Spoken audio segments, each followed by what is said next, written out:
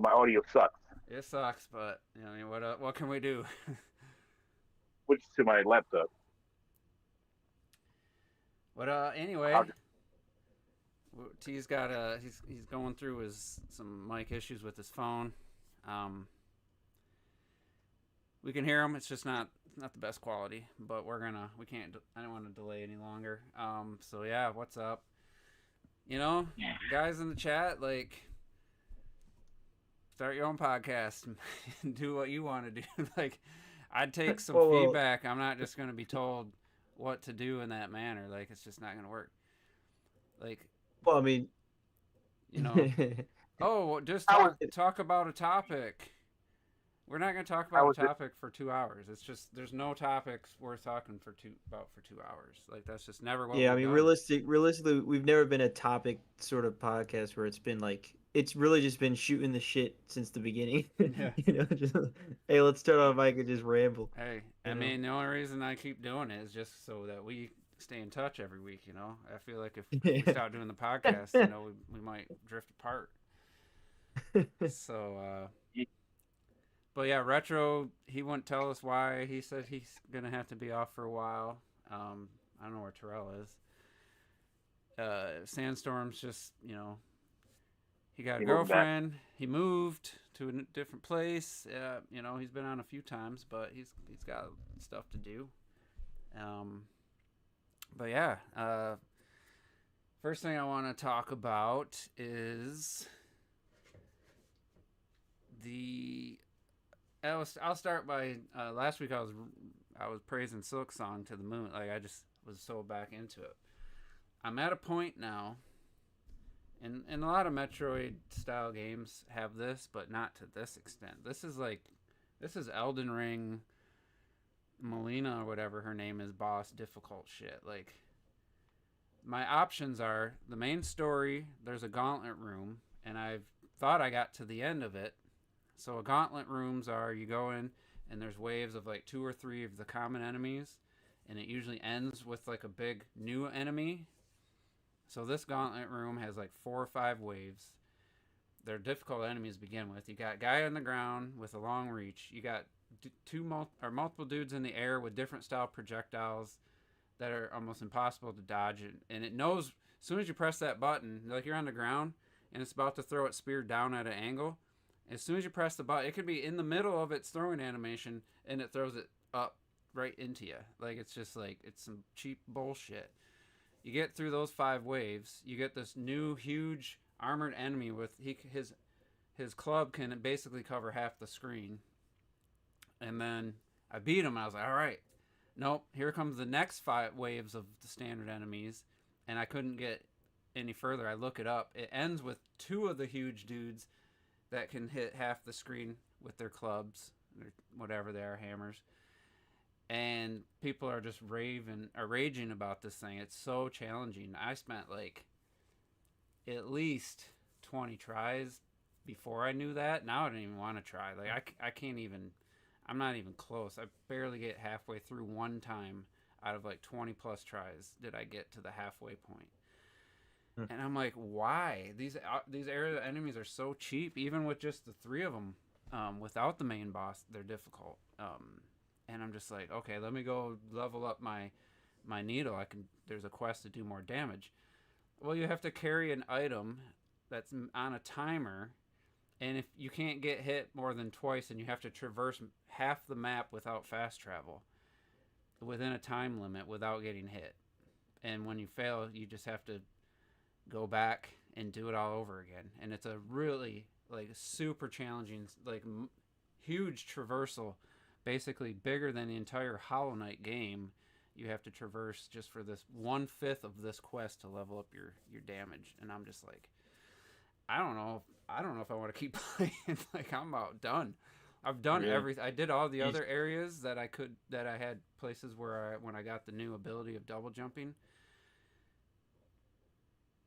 Um, I was like, all right, now I can go access all these places, and I did everything else I can do.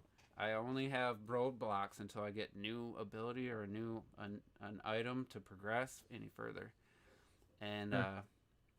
it's like, what were they? I mean, it's like Champions Road type challenge. Like it's just ridiculous. Like and I'm like, man, I know people have done it. Clocked did it. I don't know how he said he didn't have any trouble with that gauntlet room. So I'm just like, dude, I don't know. I watched videos of people just raging over it. It's so freaking challenging. And errors, I think if Silksong was $60, it'd get the same praise. Why wouldn't it? It's still an amazing game. I don't think. Yeah, the $20 price tag just makes it just like the best value for any game. Yeah, I mean, but there is a perception that a lot of people are pushing that every other game at day 20, if it's Silksong could do it.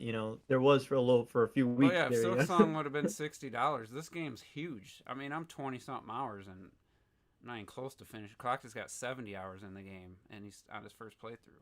I mean, it's a huge game. Yeah, it's a 2D side scroller, if you will. A thing though. So was that a thing where people were like thinking every game should be $20? Yeah, what I remember reading a lot of Twitter tweets, man. I mean, a lot of people on Twitter be talking about, if this is why is look at Silksong $20. Developers learn. They can. They make a great game. But again, we already established that there's a big reason why Silksong was 20 compared to so many other bigger budget games that can't be 20. Literally, they can't. I know one that could be. Sorry. No, I know, but you gotta understand, we're talking about people that don't think critically, and they will say everything should be 20. Cut off there for what'd you say? I was just saying, you think all games that come out at $70 are worth $70? No, I'm not saying that either. But like at the same time, do you think all games somehow could be 20? You know what I'm saying? No, exactly. But you gotta understand. You know how people are. Like people were saying that as an. I don't think you mean the extremists. The extremists were like 20. I think they just mean not every game you can have. No, I'm telling you, Juice, bro. This is the internet we're talking about. There were people that were literally. I'm sure somebody said that, but when they said pay attention, developers, then you don't need 60, 70, $80 games just because you made a game. Like, I mean, we know the budget now of Pokemon ZA. Like, based on the budget, they could charge $30 for that game and still make $1 billion profit. No, absolutely. I get what you're saying, but at the same time, I'm telling you, also, the internet, all you have to do is look some the quality of the game. The quality of the game factors. It's not just it's a $20 game that people like. No, it's like the audio is amazing. The visuals are some of the best 2D visuals I've ever seen. I'd say the best. Oh, absolutely. So it's not like good game. It's great. No, absolutely. No. I'm not. No one's they could have charged. I'm just saying. Yeah. I'm not saying that the people who think that or who talk about why is the game so loved would it be loved if it wasn't $20? I've heard plenty of people, again, we're using small sample sizes. I've heard plenty of people that say they would happily pay more for this game. Oh, absolutely. Well, there's a lot of people I saw that it's like, can we donate to these guys? Because we feel like they deserve more. I've seen that too. Feels like to me, it feels like at least a $50 game. If it was $60, I would have been a little surprised just because of their track record with their previous game and how well it did. But I wouldn't have been like, oh, how dare they? Once I played it, I'm like, this game is no wonder it took 5 years or whatever. Like, this game is massive. Absolutely. And they're so small. They're so small, the dev team. Yeah, I wonder if it's one of those situations where the credits are going to have like hundreds of names from all the people that helped them. I was curious. I saw the credits isn't that massive. Like how Expedition's like, oh, it's only 30 people, and then it keeps going. The credits. There's like 1,000 names in the credits. But that can be fixed. That's an industry problem. That's not. You don't have to have that. For sure. Approve that. You don't have to have these massive, Hollywood style crews working on these. You have a smaller crew. Just be smarter about it. And Expedition was. I've always said it, absolutely. Expedition was a budget price. It was $50, I think. That was 50 also, yeah. And another massive game, like super high quality, great absolutely. Production value. But it's also, again, it was always a little misleading to me when they say 30 people, then the credits just keep going. You're like, well, those people also worked on it. Maybe they weren't like a part of your everyday task, but come on. It's still a small team. Like my thing is like you could still say the actual number because it's still small compared to like Call of Duty and stuff. Like, yeah. And T, with your phone mic, if anybody else is talking, your audio is not coming through. So you're gonna have to wait till one of us stops talking. I'm about to switch. Okay. We got Terrell up in here. Oh, I can't hear you. Yo. I didn't say anything. There you go. Yes. Terrell's about to dive in. Well, not about, but you're in the future. You're gonna be able to dive into a new franchise. A new old experience. A remastered experience, one might say. You know the funny thing is though. So to give context, Juice bought me Metro Prime Remastered on the Switch. Really? That's how I was like, what are you? I'm like, are you talking about Metroid Prime? Yeah. So Juice didn't tell me until it kind of showed up. Well, they said to deliver between 4 and 7 a.m. and well, the way Juice says like you're gonna get a visit from like a tall blonde woman, and I was like, what? No, first I asked if your doorbell had rang because I got the notification of the delivery at like 5 in the morning. I was walking out the door to go to work, and I looked down and went, "What the fuck is this?" And the funny thing is, I thought it was something else because I went in and bought the collector's steelbook edition of Expedition 33, which came in the same day. It just came in the afternoon. So when I saw the buy, I was like, well, this is too small to be the collector. What the hell is this? And then I get a message from Juice talking about, did your doorbell ring? The hell did you buy? What the fuck? Like, what did you buy? Let's see this collector's edition thing. Oh, yeah, hold on. It's right behind me. I see it right behind you. Another. You don't have. I have to look. I don't think. Do they not have a regular edition for Expedition? I have to look at it. I don't remember if that's. Whoops. Oh yeah, wait, yeah, they do, right? You have one, right? You have one, Juice, right? You have like a regular standard edition. No, first off, obviously the Metro Prime. I forgot what that was by. That is a great quality. Yeah. Quality. It's very cool. And then here is the collector's edition of Expedition 33. Oh, that's the one you weren't you looking at that? Was that the one you were looking at in the chat or last week during the podcast? Was that a different? No. That was the Shantae. Wait, was it? No, that was the Shantae thing that T had mentioned. Can I guess what it comes with? I want to guess what it comes with. I'm guessing go ahead. Art book, soundtrack. Steel case. I don't think it's the soundtrack. So digital or physical version? Steel book. That's nice. That is a cool steel book. I went ahead and put in that. So what does the side say? I'm assuming it says the logo or whatever, like the spine. Yeah. So like the logo or something. Oh, okay. They also give you a PS5 box in case you care about having both. Yeah, I do care, so that's pretty cool actually. Yeah, so you have both options. That's actually very cool. You got both. Again. Hey, listen, quality, it's fine. I don't mind playing a game. So That's right. You did it on Xbox. That's right. I forgot. Ayers is making some kind of statement like, yeah, I'm sure like someone like me was like all excited about the way they handled turn-based in this game. I don't know that anyone ever said they invented that, but they definitely took the whole turn-based dodge parry stuff to a new level for me. That's but I haven't played any like previous ones that maybe have done that. I just think everything combined. Can't really quality see art. What that is. Oh, sorry. Oh, it's a side shot. Okay, the ones like. Yeah. But there's some good stuff in here. Now there is. What else is inside? I think those are the main three things. There's a bigger edition.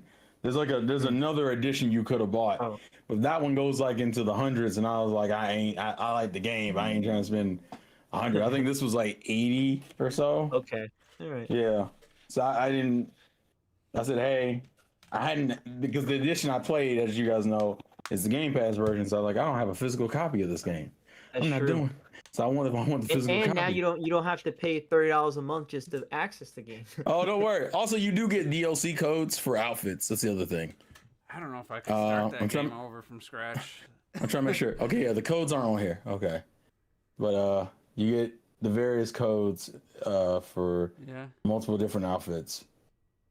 I honestly don't really like any of the. The only one I like is Lune has like a.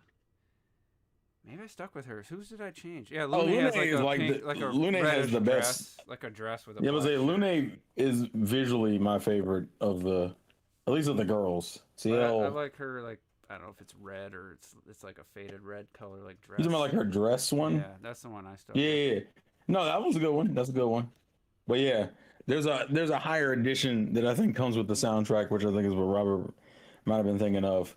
Okay, well, I would just guess because I'm like usually they're all the same. If we're being honest, like most collector's editions are an art book, a soundtrack. But but I mean, don't get me wrong. Like, if you love the game, that's what you want anyway. You're not gonna want I don't know. Well, I guess you could want something even crazier, but I mean, yeah, to be fair, that's what you want anyway. Oh like, yeah, of course. My favorite special edition. Let me think. Let's see. I've honestly only gotten how many special editions you guys gotten in general? If you could think back, Ooh. I think I've literally only gotten. I think I've only gotten one. Token Rod Sessions, Xenoblade Chronicles X, Xenoblade Chronicles 3, Fire Emblem Engaged. Oh, Scott Pilgrim. And probably and SpongeBob and Sonic. So near 10. I'm thinking 10 off the top of my head. What's your favorite one? What do you think did the best job? Yeah. Ooh, that's hard. I'm gonna be real with you. The Sonic Mania one is really nice because you get the Sonic cool. statue on the Sonic one on the Sega Genesis. Cool. That's hard. It's probably that one. Well, I think I literally only have. Like, I mean, I've gotten a Christmas gift, like, of collector's edition, but, like, one that I personally purchased was, I think Breath of the Wild was the only one. Because it came with the carrying case. I like the carrying case a lot. That's what I used. I guess the question would be, because I think Xenoblade X came with a USB drive with songs on it, didn't it? Yeah, but it's, like, super low quality. I forget if it tells you what the size is if you plug it into a computer, and it's like. I remember you said it. I remember the week we. I think it was the week we got it, and we did a podcast. You're right. Yeah, it's literally the complaint you had when we first got them. You were like, yeah, but it's not that great. It sounds low quality as hell. You guys hear me? Yep. Yeah. Yep. Mike's good. Oh yeah, I got this. Missed that camera though. So I looked it up. Expedition 33 has four editions. They have the standard game, the digital deluxe, the Lumiere edition, which is what I have, and then the collector's edition, which also includes a 20.3 centimeter hand painted monolith music box. That's music box. Is that like important? Oh, it's this. Oh, I have to see it to know what it. Hold on, I'm gonna send the thing link to play the different songs on at your camp. It looks like the monolith, so it looks like the big thing in the background with the number on it, with the 33 or whatever. Mm-hmm. It's that, but it is technically a music box. I'll hold on, I'll send it. Cool. I'll put it in Google Hangouts. I got this as a collector, the Super Mario All Stars for Wii, the 25th. I wanted that, and I like that booklet. The booklet, like. All I got is Xenoblade and then Call of Duty Modern Warfare 3. What was the special edition for that? Like, what did it come with? You didn't get anything else. It was the hardened edition. It came with like it was $100. It came with all the DLC and a subscription to that new whatever they tried to have a yearly subscription thing. I forget what it was called. This was Modern Warfare 3. You said. It was so funny when I was a kid, man. Yeah. I remember I would see the Black Ops Hardened Edition, and I was like, "Yo, what is that? It looks so crazy." Like it didn't to me, it didn't seem real. Like I didn't understand that games had these collector's editions that was special things, and like they had the zombies maps earlier for like almost a year, and I was like, what do you mean they got World at War maps in Black Ops 1, but I can't play it only if you bought that edition? But then they later released it. It was the Elite Call of Duty Elite membership. That's right, Call of Duty Elite. It was Elite. That was $50. You got all the DLC, but it didn't last very long. Like people were like, "Yeah, that's not a thing that's gonna happen." But I'm missing like this metal. It's like a metal like credit card thing, so it's not complete. I don't know what happened to it. I was gonna ask for any of the Halo fans here, what Halo game came with that collector's edition that actually came with the helmet? Wasn't there a version that came with like the Master Chief helmet, or was that just sold separately? I remember seeing actually like a video on that semi recently. Because I remember seeing Master Chief's helmet, and I thought it was like a collector's edition for one of the games, but I don't remember which one, because that was the one I kept seeing everyone geek out. Oh my god, it's Master Chief's helmet. I'm gonna guess 4. I gotta go look. Actually, let me see. This is Halo 3. Halo 3 Legendary. That was my first guess, but I didn't think it was that one. Call of Duty Modern Warfare 2 came with night vision goggles. Did they work? That's right. Yep. Like and you know what? Well, that's why I remember Black Ops 1 had an RCXD. You buy that. Yeah. That's like that was the highest price one.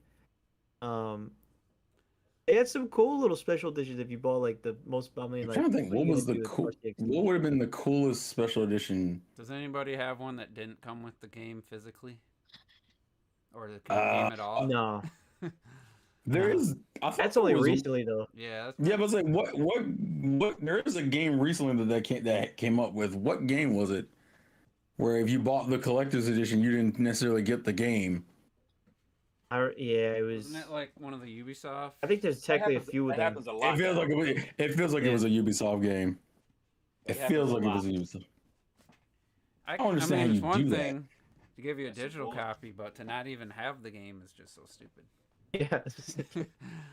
Yeah, that's just offensive. I'm like, bitch, why'd you even? How's this a collector's edition if how am I paying extra money to not even get the game physically? That's wild. I'm wondering what that statue is behind in the yellow. It looks like a Chinese, like a standard, like Japanese or Chinese. Oh yeah. The girl. Yeah, it's a geisha. Kimono. A geisha. Yeah, geisha. T probably got a fuck ton of collector's editions. I don't even play with T. Yeah, I was gonna say T. You must have. Oh no, T was embarrassed. I ain't trying to get embarrassed. It's Monday. Huh? You must have gotten a lot of collector's editions over the years, like.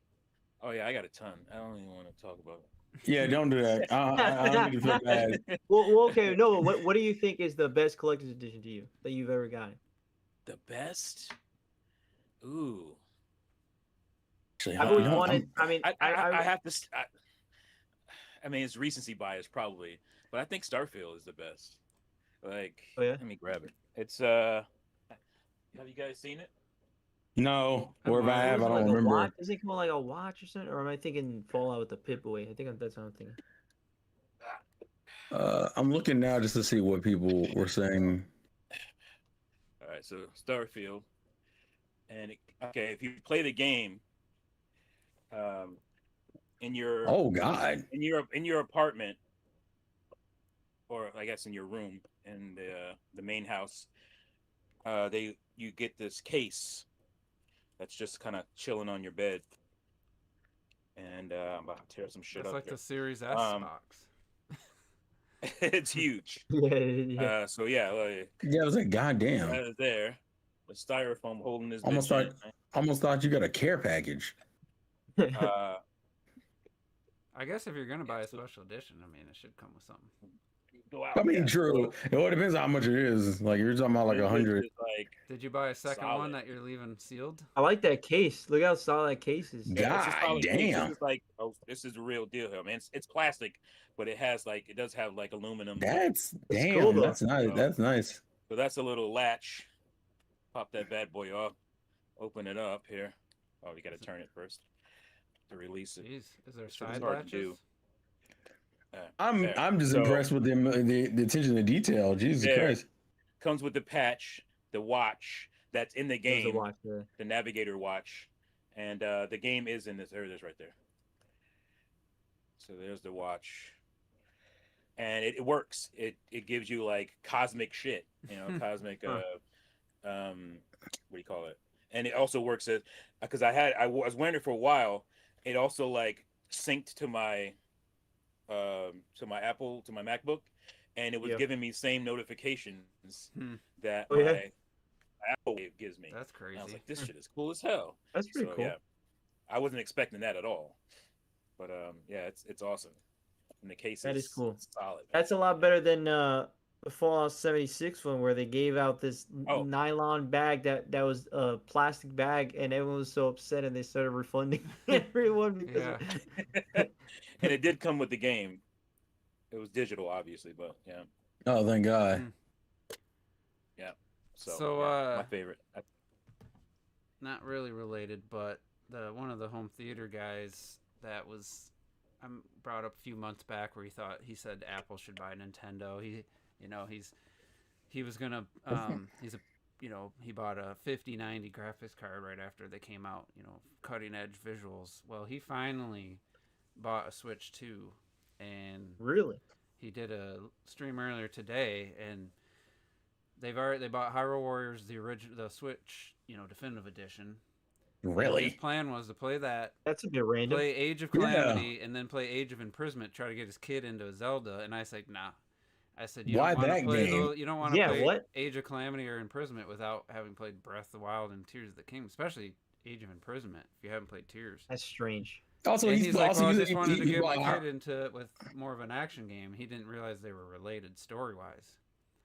And then he was bummed. But even then, it's like to get into Zelda play. Your way to get into Zelda is the Warrior series. And then he was like, yeah, I wonder what the upgrades are for the Age of Calamity on Switch 2. And I was like, well, it runs at a lock 30 and at the top resolution, but it still doesn't look that great. He's like, oh, that's a bummer. But so anyway, I'm going to his house on this Saturday, coming Saturday. He lives in I don't know if it's north or south of Detroit, and he's got a pretty high-end theater room, so I'm gonna get to experience like a different theater room for the first time, and I'm gonna talk to him a little more about what he should be picking up, because he's in his live stream. I was trying to chat during the stream, and just I gotta get him to play who's something that? other than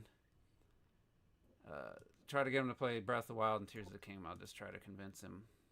Yeah, because that's a weird way to get in it. I literally that would be the first person I feel like I've ever heard say, to get into Zelda, let's play something that's a spin-off. Yeah. Yeah. That's like me being like, I'm gonna get into Pokemon. I'm gonna play fucking new Pokemon Snap. That's how I'm gonna get into Pokemon. Like, what the fuck? Why would you do that? But he sounds pretty excited about the potential for all the Switch games he hasn't played, and just getting back into Nintendo. I mean, that is a huge library he hasn't played, to be fair. But did you start with Hyrule Warriors? Yeah, I don't know if it's just because. Yeah, that's a weird choice. I don't know what made him. It's not even Hyrule Warriors Age of Calamity. It's Hyrule Warriors the Wii U game. Yeah. Yeah. So it's not even one that's like tied to like the main plot of anything. I'll try to talk some sense into him. But what he did was he upgraded his living room. He's gonna get burnt out immediately. He put like a 98. Yeah, especially if you're doing both of them back to back. That's a lot. Yeah, and if you don't have any connection to the characters either, it's not gonna be. Even then, Warriors games are not. Listen. Warriors love letter games. Yeah, like Warriors games, even if you like them, you're not playing 3 of them bitches in a row. In a row? Yeah, no. One is enough. Mm-hmm. That's it. So, you got to do something else. I don't know if he'll be able to get the free upgrade if I bring Breath of the Wild with me to have him try it out. Well, only if he has the online. Technically, no. Yeah, he has the online. Switch online. He seems like if he has it online, then yeah. He's like, he loves paying for shit, so he probably definitely. He does. He loves paying. He loves paying for shit. Yeah. He's crazy. Well, I love throwing my money away. It's for the lulz, yo. The 2 speakers he put in his living room, he's a dealer for him, so he probably got them at cost. But the MSRP is $8,500 each. Oh. And then he added subwoofer things to each one, which are like $3,500 each. So he didn't pay full price, but I don't know what his cost is. He definitely being around motherfuckers with money. Yeah, then he hung a 100-inch TV. He was gonna get the OLED, but those are $25,000, so he went with a micro LED. But then he bought the Switch 2, kind of all at the same time to kind of reinvigorate their living room viewing experience. So anyway, I'm excited to go there. Here, it's definitely money-wise, it's well well above mine, probably 4 times, maybe more price than what my equipment is in my room, and so it'll be interesting to hear. A lot of people have told me though, once you hit a certain level, you could spend 10 times for just like minor, not minor, but like not 10 times the performance, maybe double the performance for 10 times the price, or 1.5 times performance improvement, whether the sound clarity or the image quality. Like, I got a good projector, but I know there's like a $50,000 projector that will beat it, but it's not worth 10 times the price difference. You know what I'm saying? But anyway, what's up, Sandstorm? You got your mic on? Does it work? Am I good? Yep. Yeah. Let you eat. Just want to make sure we could hear you. Dinner time around this big cup. Weirdly enough, I ate my food earlier.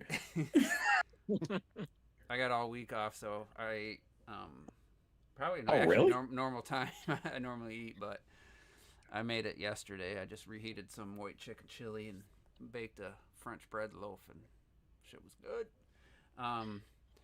Well, since last week, we didn't talk as much about Metroid Prime. I don't think... We kept getting kind of sidetracked. The main point I was trying to make is that Nintendo hasn't... I don't feel like Nintendo did enough to hype this game up. And is this the first... I don't think Age of Imprisonment got a direct either. So Metroid Prime 4 didn't get a direct. It got an overview trailer, which I thought was great. The overview trailer is like, oh, I'm ready. I'm ready to play it. But I'm a Metroid Prime fan. I just wonder what an overview trailer is going to do for somebody who's got the guy I was telling you about. He probably hasn't played. I don't know if he's played any of the Prime games, or what is if he was going to be enticed.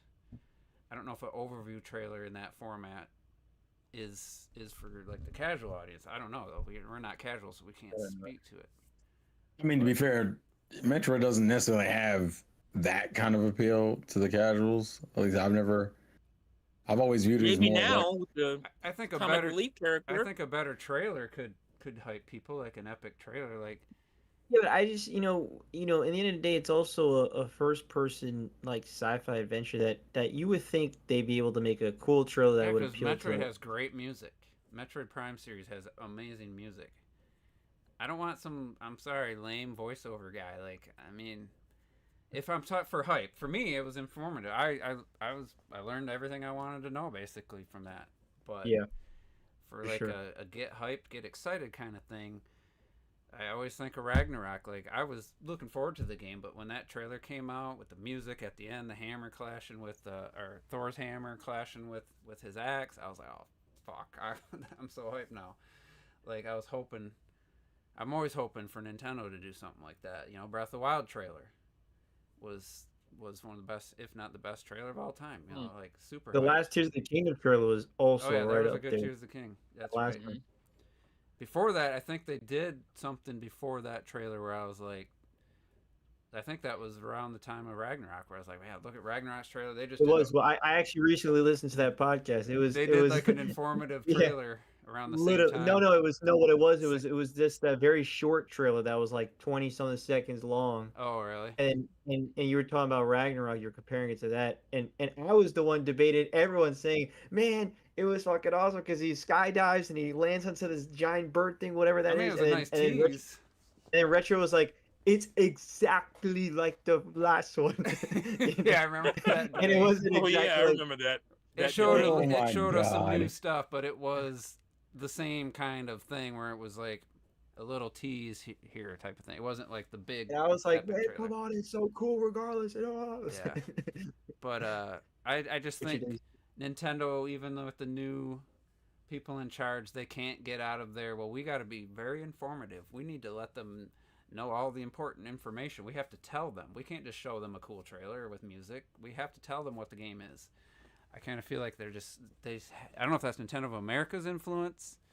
They always do that, and it's well, that's cool for people who kind of probably are already getting the game, maybe want to know some more, but I don't know. Yeah, they don't know how to market Metroid at all. Although they had a few ads with Metroid Prime 4 that I think just for like just for pure marketing of the Switch 2 and Metro Prime 4 that I think are pretty solid. They're nothing crazy in depth, but it looks pretty cool. And then also it was for that Donkey Kong Bonanza and Madden for those were the three games that they were advertising for the Switch 2 marketing push, which was interesting.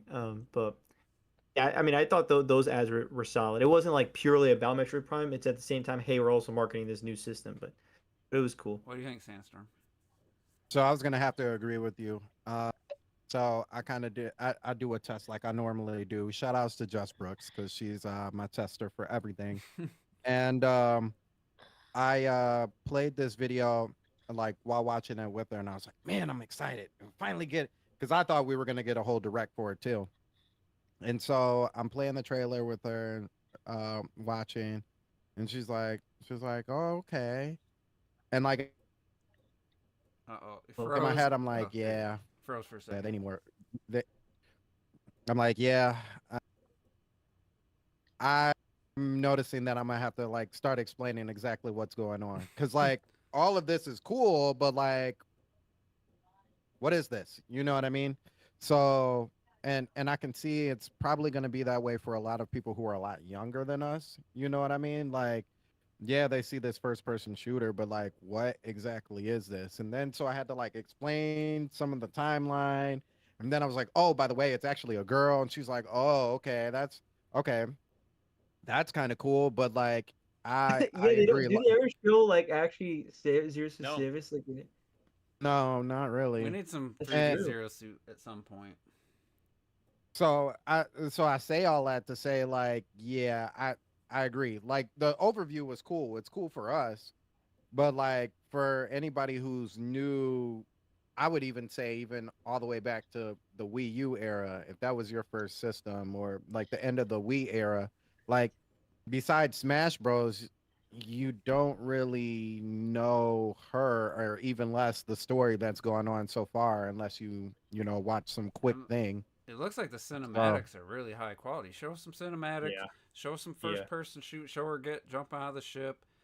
I mean, I love the music, but it's still not like it's not like it's orchestrated music. It's just a weird kind of like digital. It's a cool synth style music. Album.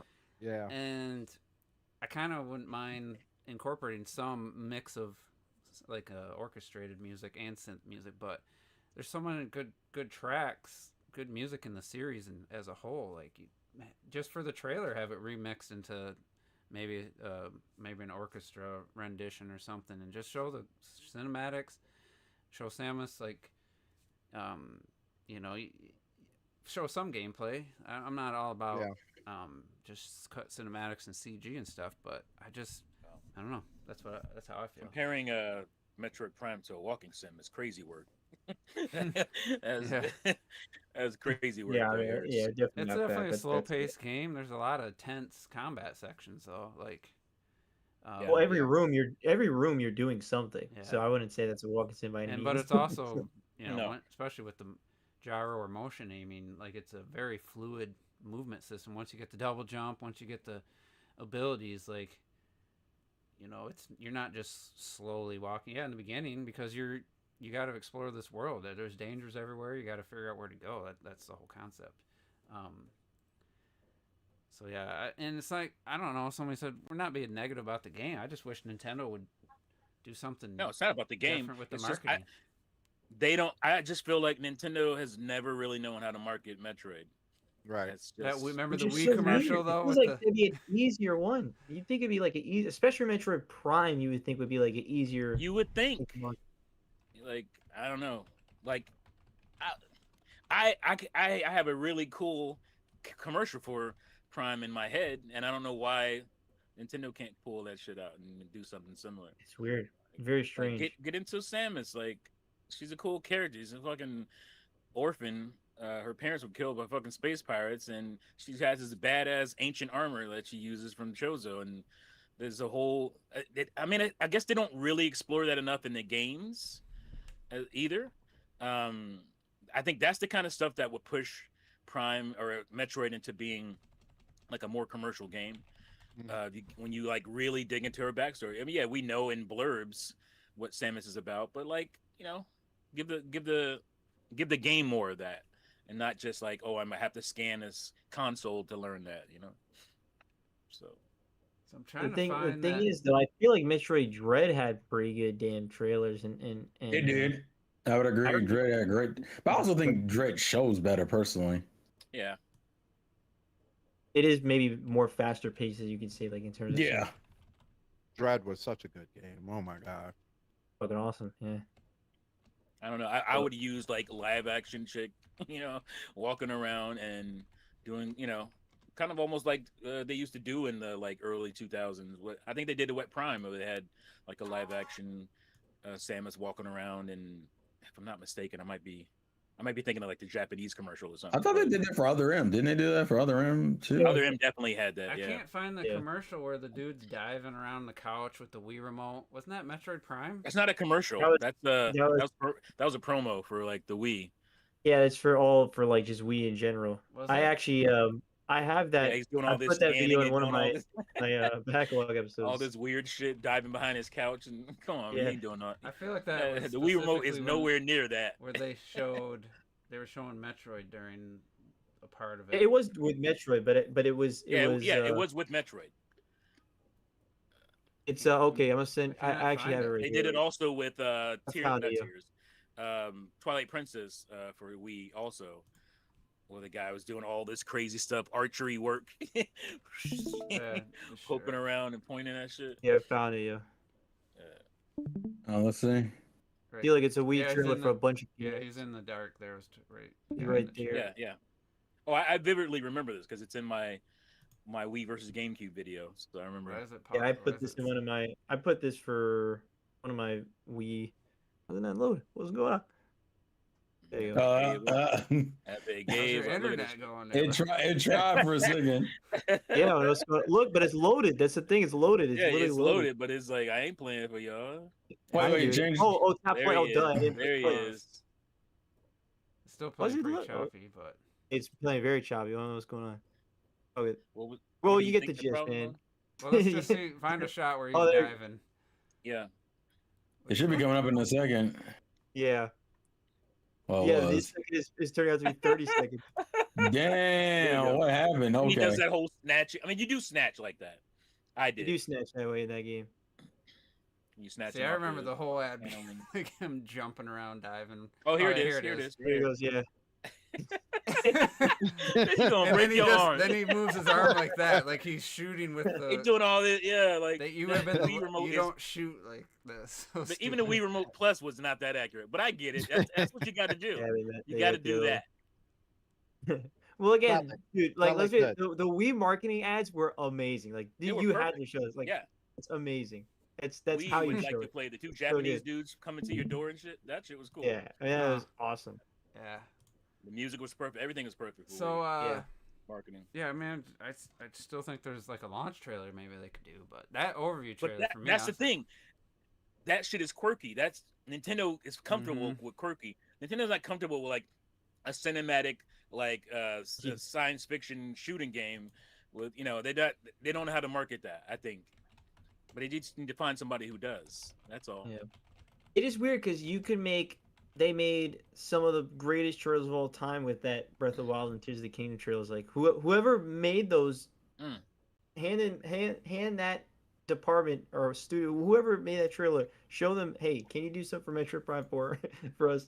But I also think Tears of the Kingdom or Breath of the Wild, they play better, as far as like a commercial spot or advertising would go. What are you going to show somebody? Best commercial. You're going to show somebody scanning a panel and this is Other M's commercial, isn't it? Yeah. Shooting at things. Yeah, that's what I thought. You can't really explain why Metroid is cool in a commercial. That is a cool trailer. I mean, that's just how Zero Suit Samus and it makes it cool. Yeah, that's what I'm saying. That's the stuff you have to do. Look at all the shit that's going on around here. That is pretty cool shit, man. Just, I don't know how effective this was, but Other M sold well. It was effective for my loins.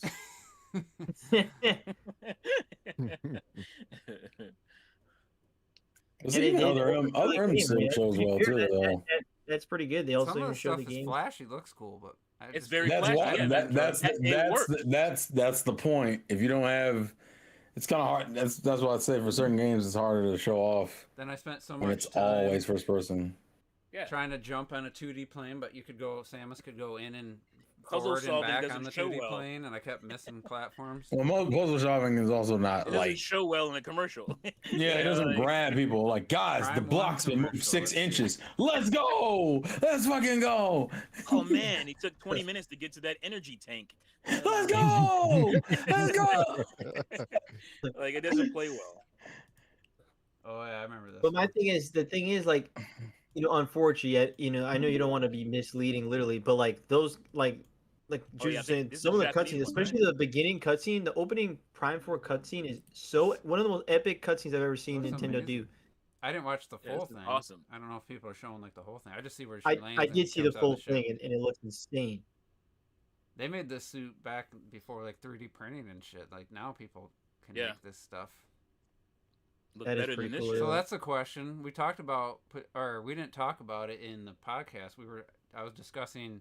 Oh, look at that morph ball and everything. Yeah, I didn't people who remember play That is pretty Samus, cool.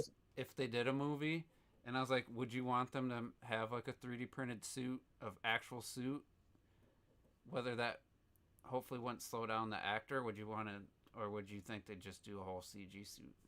They That's what I probably was do it. thinking of. Go They out I think probably there, do a bro. CG series. I think it definitely needs to be. I think it'd be a mixture. I think Like it should be or- practical. movie. Or the movie would go out of its way to not have her in the suit nearly as much as she would be in the Practical games. when possible, with maybe some CG enhancements to the practical suit to hide some shortcomings, maybe.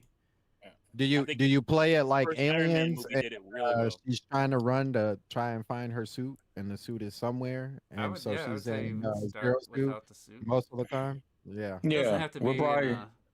doesn't have to be in a bodysuit, if you're making a live action movie. Wasn't it Zero Mission that had her in that like variation of the suit where it looked more like the Zero suit, but wasn't full It's like the a Zero blue one? suit, but with boots, jump boots and stuff, I believe. Yeah, I think that'd probably be that. If it was like that, I could see you making that practically, but like I mean, it doesn't have to be like some vinyl reflective thing. It could just be more of a padded, like slightly protective suit.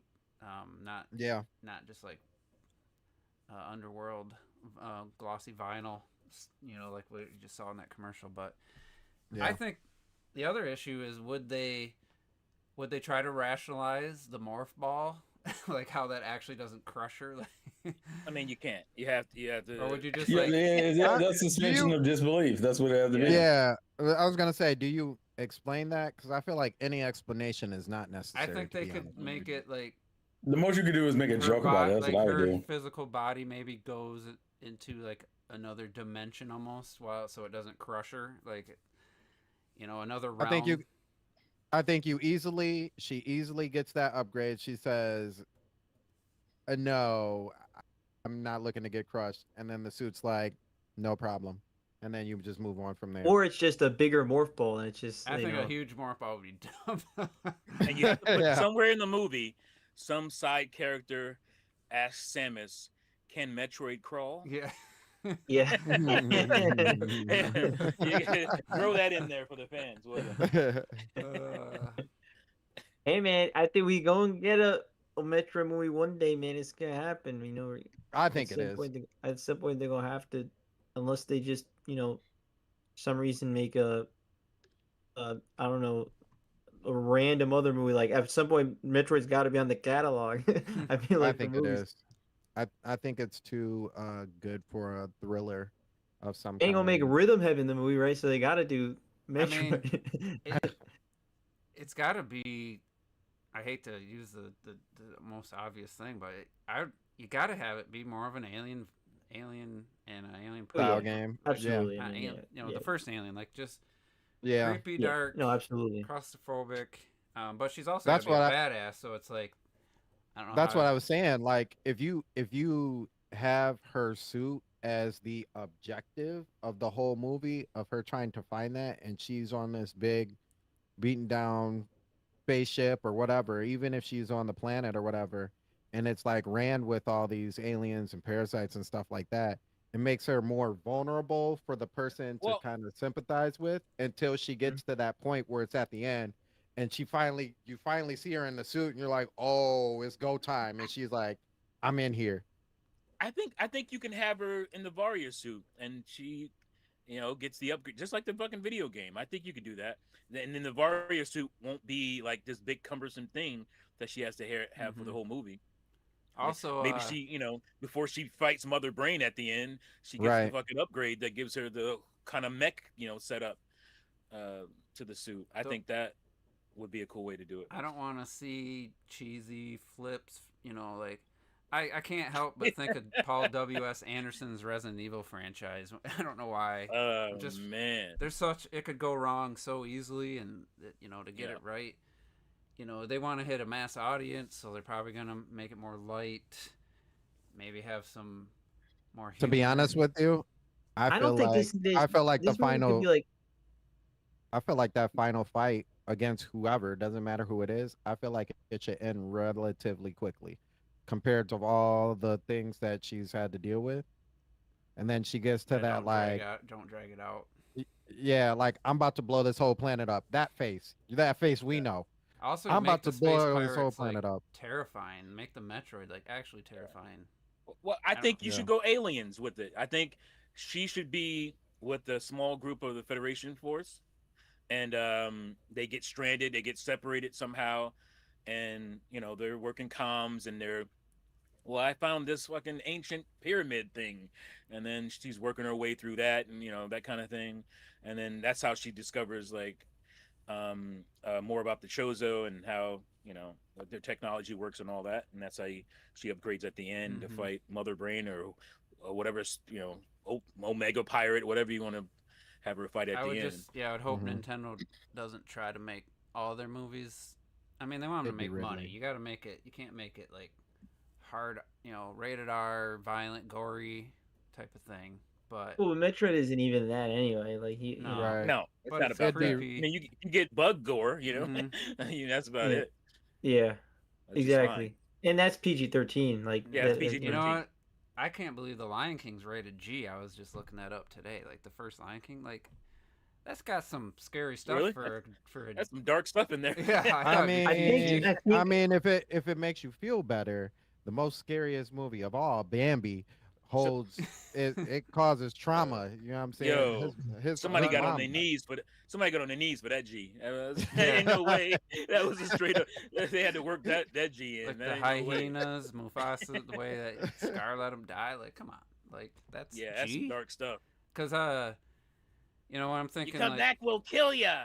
Like, no, that's not G stuff. That's I'm like, well, I think what, it's just different era, because now like if you look, there's barely any rated G movies. Like, very rare. Most of the Harry like Potter it's movies majority. That was most of the Harry Potter. But then eventually they went to PG-13. But even then, like if you're live action, the odds of you getting PG is slim. Just because I don't know, it's strange. Because comical. What did they call it? Well, they tried it with comedic violence. Violence. Comic violence. They did it with Chronicles of Narnia, made it PG, and that final battle sequence is so lame compared to like Lord of the Rings because they had to make it PG. And I'm like, I get it. This is a popular. You wanted kids to come, but man, you can't have a big epic battle scene in your movie. But I think again, if that was made now, that would probably be PG-13. Like they would make it PG-13 just because they would make at the end of the day also. But the way it is now, it's just so lame, in my opinion. Like they can't really show anything. I wonder if they had to cut a bunch out, or if they planned it ahead of time. But it's like this battle's so. It's just, I don't know. It's not like PG-13. They can show a ton of blood or anything, but there's definitely a big difference there. So let's talk about the thing. I'm gonna tell you guys how I experience, or the way the events unfolded for me for this. People complaining about this Metroid Prime 4, the playable version people got to play. First thing I saw, and I forget who it was, they claimed that there's a side character that was telling you all like solutions to what to do without being prompted, like just giving away the solution. That's how they phrased it of this NPC character, and I'm like, oh shit, like that better be optional. Better be able to turn that off. Like I didn't know any other context. I didn't know nothing about annoying dude. Nothing. I just saw that there's a character. That was the thing I focused on. If there's a character telling you the solution to things, I just said I want to know I can disable that, before I'm gonna buy this game, because that'd be huge, like misfire in my opinion, if that's what it was. And then I read, obviously people got into him being an annoying comic relief character and stuff, but then I found, oh, it's just in the demo. He's like telling you how to save, and I'm like, if this is just like the opening area and he's telling you how to save, like I don't have a problem with that. Like that's an intent. Usually they'll give you text how to do it, an on-screen prompt. If a dude just tells you how to save, so I don't know that I'm that worried about it personally. But initially, that's the first thing I saw. I was like, oh, at least let me turn that off. Because even in Prime, you could turn off the hints that would pop up every. If I don't know if you could change the length of time or just turn them off. I forget what you could do, but in Prime 1 on GameCube, there would be a little disturbance in this region, and then after a while, I think it would give you a bit of a hint, and I think you could turn that off or change how long it took before it told you that. And yeah, because I got a lot of hints that say this. They'd be like, I'm like, oh shit, my bad. I didn't know I was supposed to go there. And sometimes you need them, like in the Prime games. Sometimes you're just stuck. You don't know what to do. So I can get why they'd want that in there. So I did watch the clip. I do personally, without having played the game, that the one character everybody hates, to me, I hope he's not in that game more than 5 minutes, because he is annoying, and I don't really feel that's like an addition to this Metroid franchise that I'm excited about. Watching the overview trailer, there's like 4 or 5 of them. Some of them, their voices are fine, and a couple of them are kind of annoying voices, I guess. So hopefully it's not a huge part of the game, or it's not like that distracting. But I do agree that for people who are like diehard Prime series, that's, I don't know if that's going to be a welcome addition. I'm not going to be mad at somebody for thinking that's not a great addition, but I'll wait till the final game, obviously. But just don't give me hints that if I can't turn off the ability, like just tell me the solution right away, I'll be pissed. Like that'd be a huge mistake in my opinion. Well, but that's my thing is so many people are so. Well, I was gonna say that so many people are so focused on this one character. That's what I don't understand. Is people are so like, oh, Miles, and it's like, but like we know there's 5 other characters and or 4 other characters, and we know that essentially you're very likely you're gonna meet them in each of those 5 areas. You're gonna meet one specific character.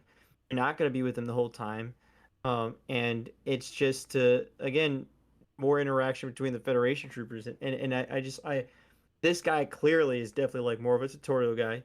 And it's like I just don't understand why people are like making it like this is like a lot of people are acting like this is the guy you're with from beginning to end. I'm like, bro, just watch the overview trailer. That's not even true in the slightest. And some people are like, oh, the sidekick character Miles, and I'm like, you mean the guy that you meet on the first area that you likely won't interact with much on the second area and the third area and the fourth area? I'm like, why are you, bro? This is video games. We know. We understand this. Like we understand. Like this is how this shit works. And it looks like sometimes they'll be working together. Like they have the 2 guys open the door.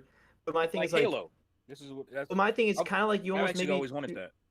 Yeah, and the thing is, I love having the troopers in Halo. Master Chief is is very much like Samus, where he doesn't talk really at all during the gameplay. He's going around, but you know what? The dude is cracking jokes. And that shit is funny. And so to me, it's got to be well written too. I don't think anyone's mentioned that. If it's well written, for sure. But a lot of people, I think regardless, you could write almost anything, and a lot of people are going to be very shut out on early impressions. This is my Metroid. Yeah, I will say that one of the other characters is in her few lines in the overview is also annoying, like Miles to me. But the other ones sound fine. For me, I don't even find Miles annoying. I just in my mind, it's just like it's just to me, it's just like obvious non-funny joke.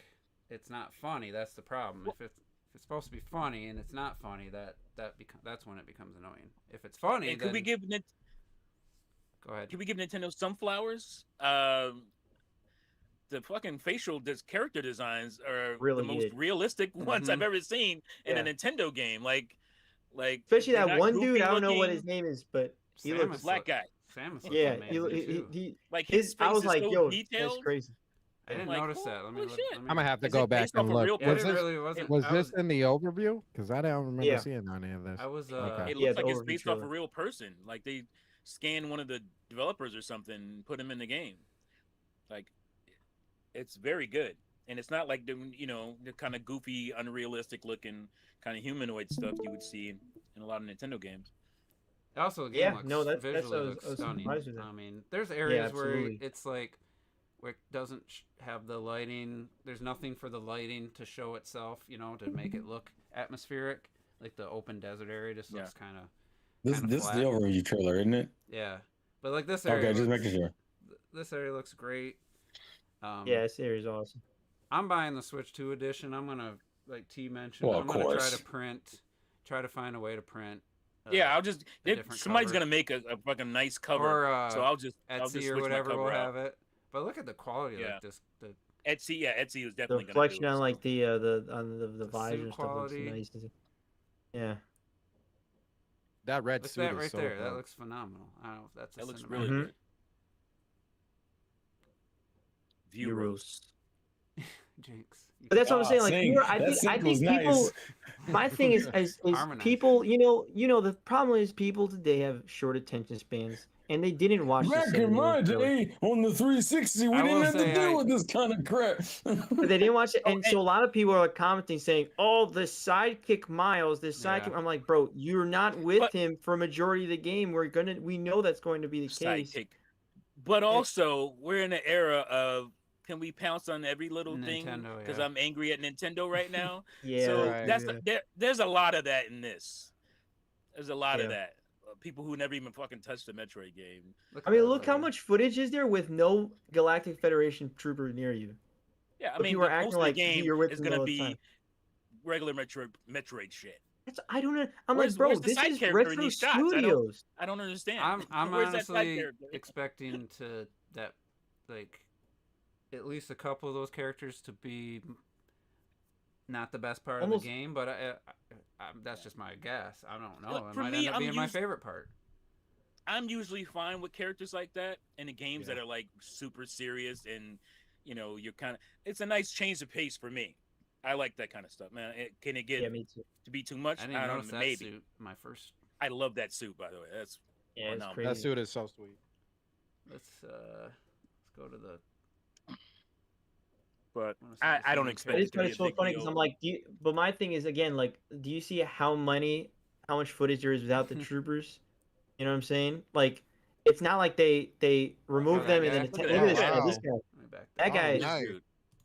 Look at that. That's a good looking character model, man. Listen. If you didn't know what this game was, you zoomed in, you might think this might be Halo or some shit like that. They got the black man right, They got the brother's proportions right. What does he got though? I wonder under there. Don't worry about it. You answer any questions. Shut your ass up. Don't bring that up. That's what I was like. I'm like, hey, this is what like there's Retro Studios could do as what probably more of a Japanese probably wouldn't do. And so look at this. The sharpness of that background though, it looks so good. It was weird seeing like a more realistic character. Well, Retro's gonna hate this game because you lose your abilities. I don't think I've ever seen it. I can't think I've. Look, my thing is like, okay, they help you out with some things like that, and notice, and people won't notice. They're not gonna look, but it says Duke and Armstrong, which is not Miles McKenzie. They're not gonna look that it's two different people that wasn't Miles McKenzie. They're gonna say, oh, it's Miles McKenzie. Are together though. I wonder. And they're all together. Maybe there's a little bit of a little station that you could meet up with each other. You pick who you want. Like, bro, come on, guys. What? It's video games. I mentioned this like years ago. I wanted them to lean more into what happens with like in the Halo games where you meet up with the Federation guys here and there, and you have a little segment together, and you split up again, and then you go back to standard Prime stuff. Somebody's got to put that like 30 second trailer to some epic ass cinematics music. are phenomenal. Just take this. Yeah, find them. Put some Yeah, epic ass music. Like when she's in the morph ball with the flames, like right there, like that's gameplay. Yeah. That's a gameplay. Mm-hmm. You know, even this. I already know I'm gonna want to get the big Robo dude with me all the time because that big Robo dude looks cool. Oh, you must have went back just because like, wait a minute, did I just see the same shit? Okay, all right, it's all right. I just couldn't tell. He also has the power to go back into the past. And then end it. Look at this. Look how badass it is. She's helping out the Federation. That was straight up jumping CGI, out of the ship. Wasn't it? That was... Yeah, end it with her jumping out of the ship or about to turn to face a tough enemy, and then end the trailer as the music cuts. What is all that shit at the bottom anyway on the Switch 2 version? Oh, it says... Oh, the same box, Nintendo Switch game, Nintendo Switch 2 edition upgrade pack is available separately for details, but they show it. Do that shit. They specifically show this not working in a Switch 1, the Switch 2 edition. Well, we don't know that. It's the same. It's the same thing. They did not say that. They did not say that, and that's my thing. Is I think it's just for somehow legal reason for Nintendo to somehow cover their ass in some way, shape, or form. But why would this one Switch game that says includes Nintendo Switch game and Switch 2 upgrade not work on Switch 1? Let me watch this again. Unless there's somehow they built a notch into this specific Metroid Prime 4 game, it's gonna work on Switch 1. Let's see. Which, to be fair, Terrell, did you? I have not. I have Kirby and the Forgotten Land Switch 2. I have not put it in Switch 1 to see what happens.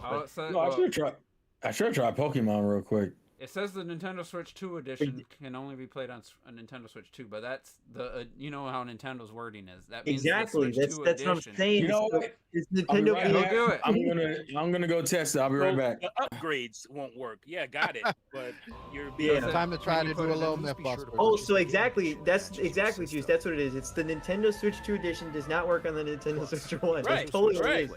That's true, but it's also misleading. That box art, the original Switch box art is just I don't like the black. I don't like the red bar on the top of the Switch 2 editions. I actually don't mind that. I love the spine of the Switch 2 box. Right. I do too. I don't even mind the top border.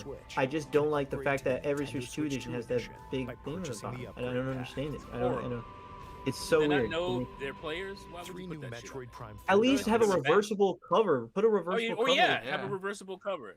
So that's fixes the problem right there. All that aside, I'm like really excited for this game. Like the overview worked for me for hype. I was like Clocked It pointed out. I hadn't even watched the other trailer before on last week's podcast, but that one, yeah, it looks good. But I'm really excited for the game now. Like I'm gonna probably skip Age of Imprisonment because Prime 4 is only a few weeks away. Literally, it's less than 2 weeks. What you could do maybe 2 weeks is this shit. Like this is the saddest. This is so sad. What game is that? Like nothing. It's Age of Imprisonment. Like nothing. What's literally white. Not even any design inside. Yeah, man. No kind of cool design or. What's the box art on that game? It's a nice box art. Yeah, it's good. It's nice box art. I'm still gonna get. God damn it! I heard like Nintendo Life. What's the kid's name? This clip they sent in the chat looked pretty cool. Yeah. That dude from the young kid.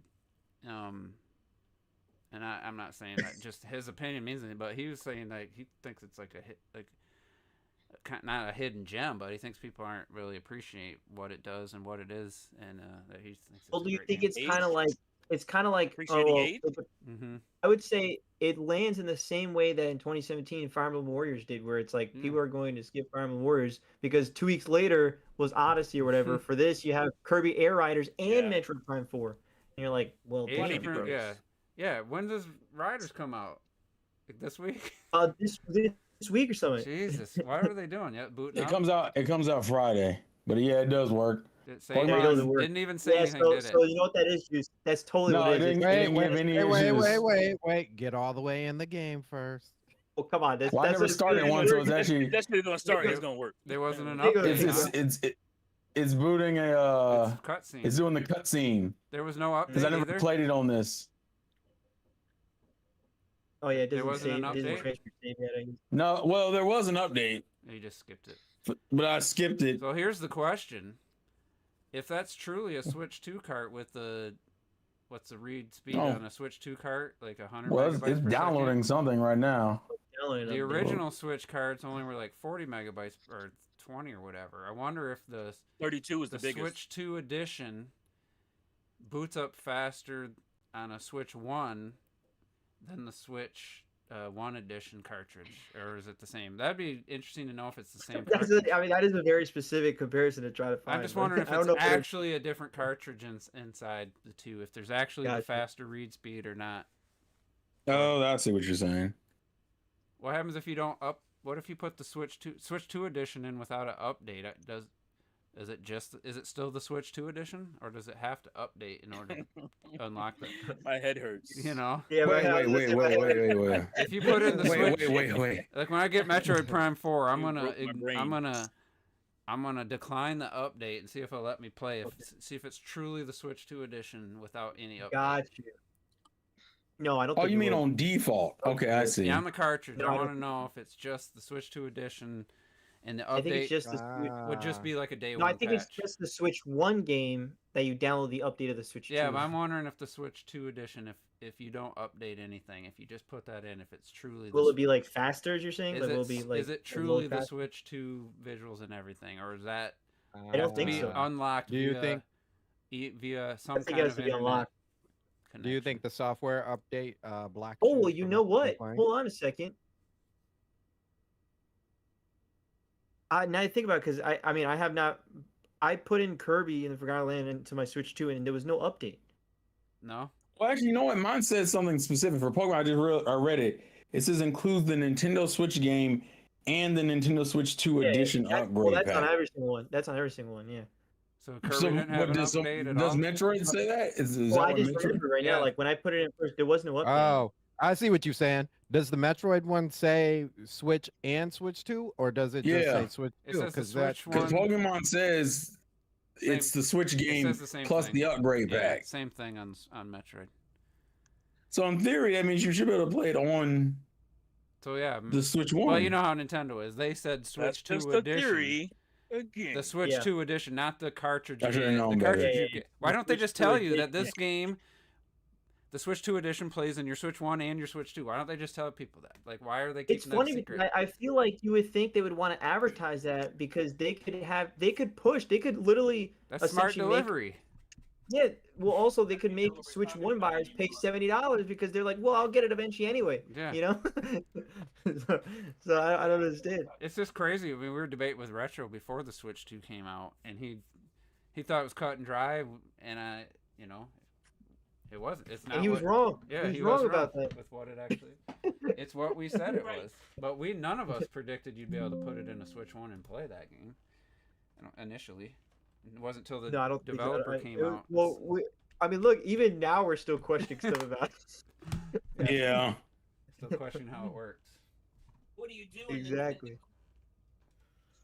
What is the release date? The 4th of December?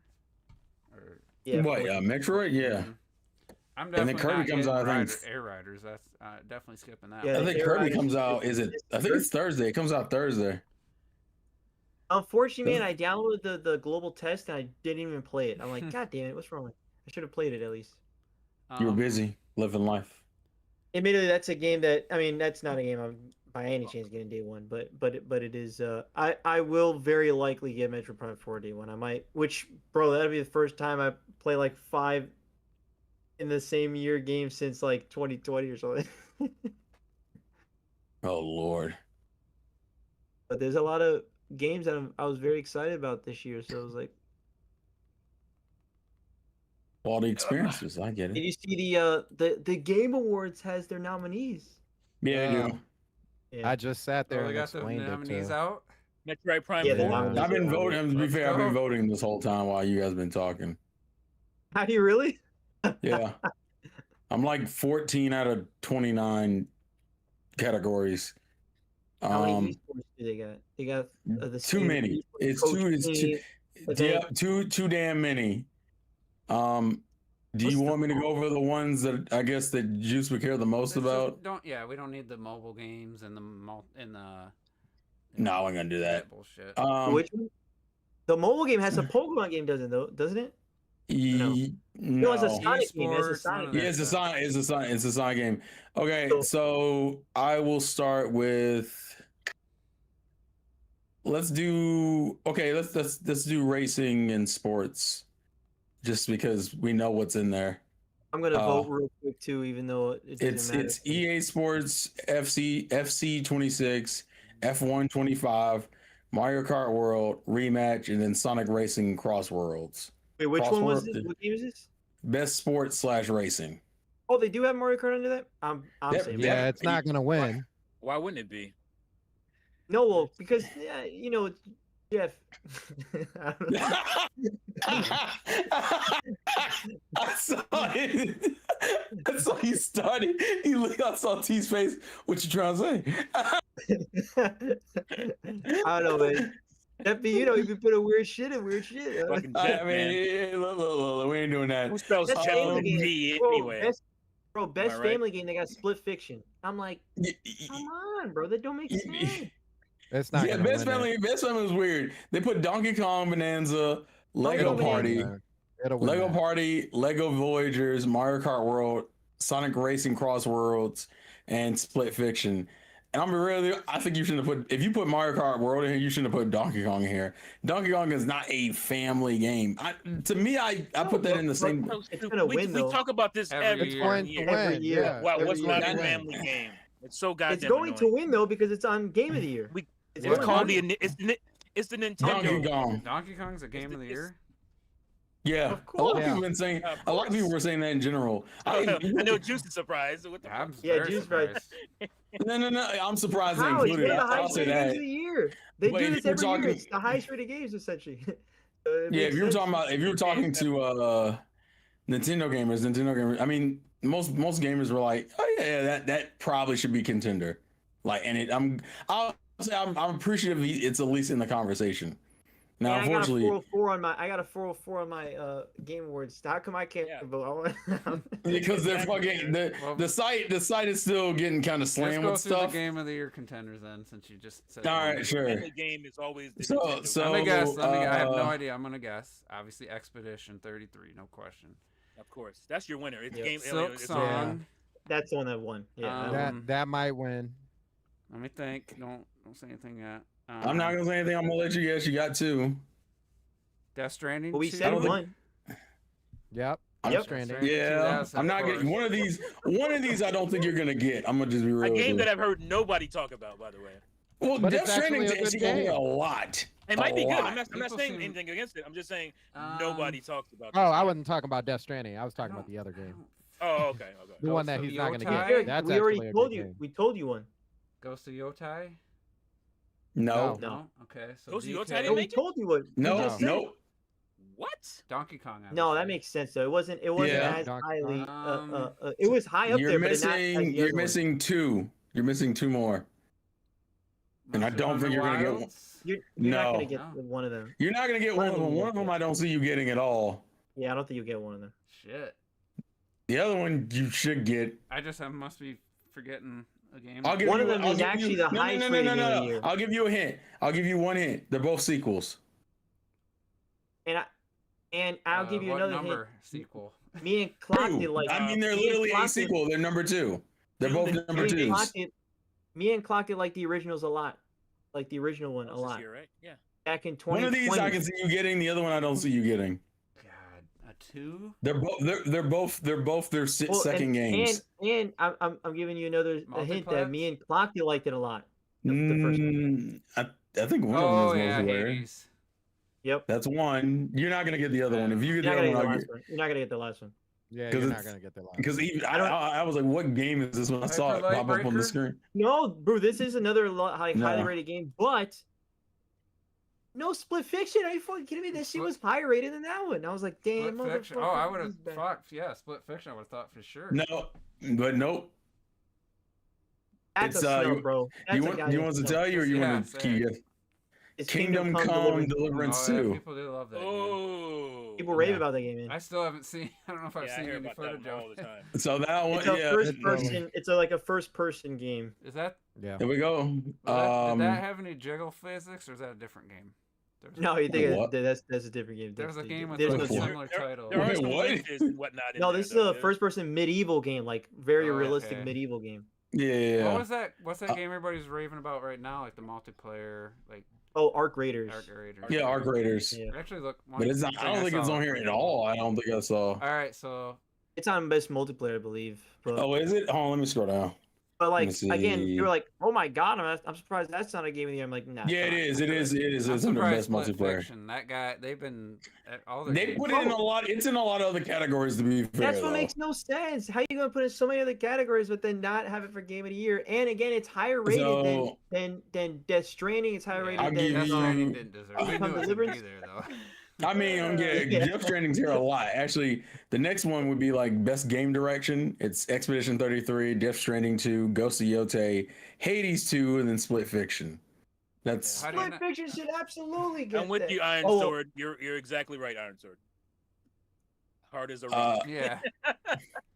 I mean that game has some of the most realistic visuals I've ever seen, like environmental. Arc Raiders? Then the action, the one I'm a little annoyed with is best action game a little bit. Because I think there's one game that should have been on here that's not.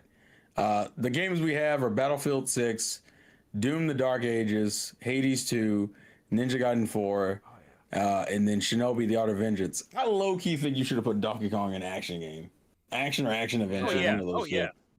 Easy. I forgot about Shinobi. God damn it! I gotta beat that game. Forgot about it. Shinobi. I still haven't bought this. That's really good. It's been a month. Which, mind you, that was also another like high-rated game from Deliverance and stuff. But I'm a little annoyed with our fighting game picks because two of them are just collections, and it kind of ticks me off. The Mortal Kombat 1, the Capcom Fighting Collection 2, then you have Virtual Fighter 5, Fatal Fury, The City of Wolves, and then 2XKO. Virtual Fighter 5. That you didn't have any fighting games then, basically. Yeah, like just don't even do it this year. This one, give it a Fatal Fury, man. Just give it a Fatal Fury. I think I'd probably be the most okay with Fatal Fury. At least it's a new game. Yeah. Then you got Best Action Adventure Game, which is Death Stranding 2, Ghost of Yotei, Hollow Knight Silk Song, Indiana Jones, and Split Fiction. Indiana Jones? That was the year before. Indiana Jones, bro. Yeah, but it was on the cutoff. That's why they put it. Oh, was it? Yeah. And it was. Oh, and it came out really late, so it didn't make the nomination. Did you see the Grammy nominated for video game music? And it was all like Indiana Jones, Star Wars. Yeah, but you know what? If you've ever seen the Grammy nominated things for video games are the worst every year. Like every year they just pick like Call of Duty every year, and I'm like, yo, what the hell are they doing? This was like literally three or four of them were just movie franchises like Indiana Jones. And, I know. Using the movie music. Like, and then we got, well, since we were speaking of music, best score in music, Expedition 33. Silk Song. What was that award though? Hades 2. What was the last award for? The one before I just mentioned before. Action Adventure. Okay. Yeah. My pick's Andy. I'm biased, but that game's This one's best score in music, Expedition 33, Hades 2, Silk Song, Death Stranding 2, which Ghost of Yotei, and Kingdom Come Deliverance 2. I'm gonna be honest with you. You know what one category that Mario Kart World should be in is fucking soundtrack. Oh, agreed. Fucking agreed. Dog. Yeah. I don't know why people didn't bring. I feel like that should have been brought up. Oh, it's like the amount of remixes. That's a snub. That's a snub right there. Over Death Stranding 2, bro. Death Stranding 2, come on. Like, come on. He's tight. Multiplayer is Arc Raiders, Battlefield 6, Elden Ring, Night Reign, Peak, and Split Fiction. It should be Split Fiction personally to me, but I think it's probably gonna. I'm gonna be real. I think it might. It's either gonna go to Peak or it's gonna go to Arc Raiders. I think personally. I think Arc Raiders. You said Battlefield 6 in there? Yeah. It could. People were really liking Battlefield 6. Yeah, a lot of people like Battlefield 6. That's true. But I mean, realistically, what a better way to stick it to Microsoft than giving them the game of the year. Oh, the best multiplayer game of the year. The villainy, and then we got. Yeah, I mean, notice this might be the first time that there's not even like a Call of Duty. So I didn't realize we have two best independent game sections. We have best independent game and then best debut independent game. That's always been that way. Yeah. So okay, so best independent game, you got Clair Obscura, Hades 2, Hollow Knight, Blueprints, Ball X Pit, and then Absalom. That's rough. That's and then rough. but then you got best debut indie game, which is Blueprints, Clair Obscura, Expedition 33. That's one of those like whoever wins best indie game, if it's also a best first time, then it has to win. You can't have two. The only game that's in the only other game, the only other thing I think that might fight Clair Obscura for best debut is probably Dispatch, because Dispatch is in there, and Dispatch. I don't know, man. I don't know. Dispatch blew up. You guys even. Blueprints is one of the highest rated games of the year, but a lot of people don't know about that. Yeah, that's actually like. I'm gonna be real with you. I think feels the credibility from these awards. I low key think Clair Obscura is gonna watch that whole fucking thing, bro. It should win best voice acting too, or performance. Best indie game. Oh, don't worry, it has 2 nominees. Best indie game that came out 3 days ago.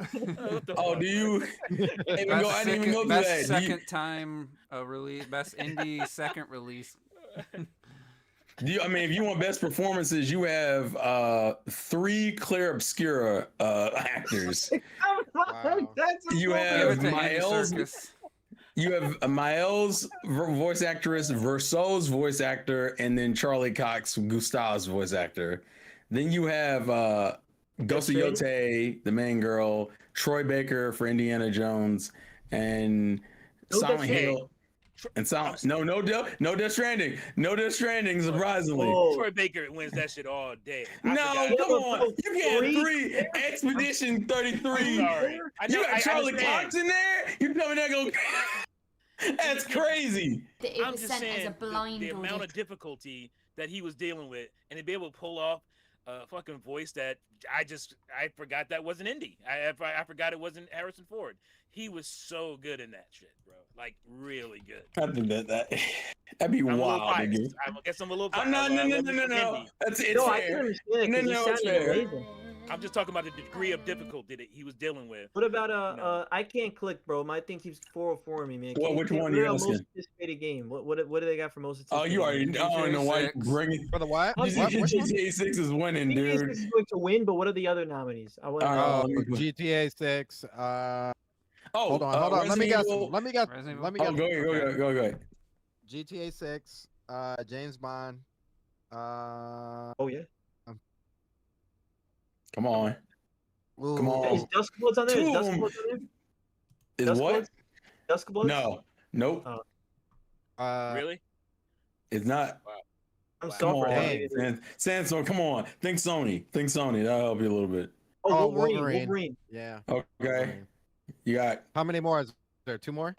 You got 2 more. One of them is from a Japanese. Oh, Resident Evil. Yeah, Resident Evil. There we go. Oh, I forgot about Resident Evil. One more. It's a game that everyone talked about. It's third.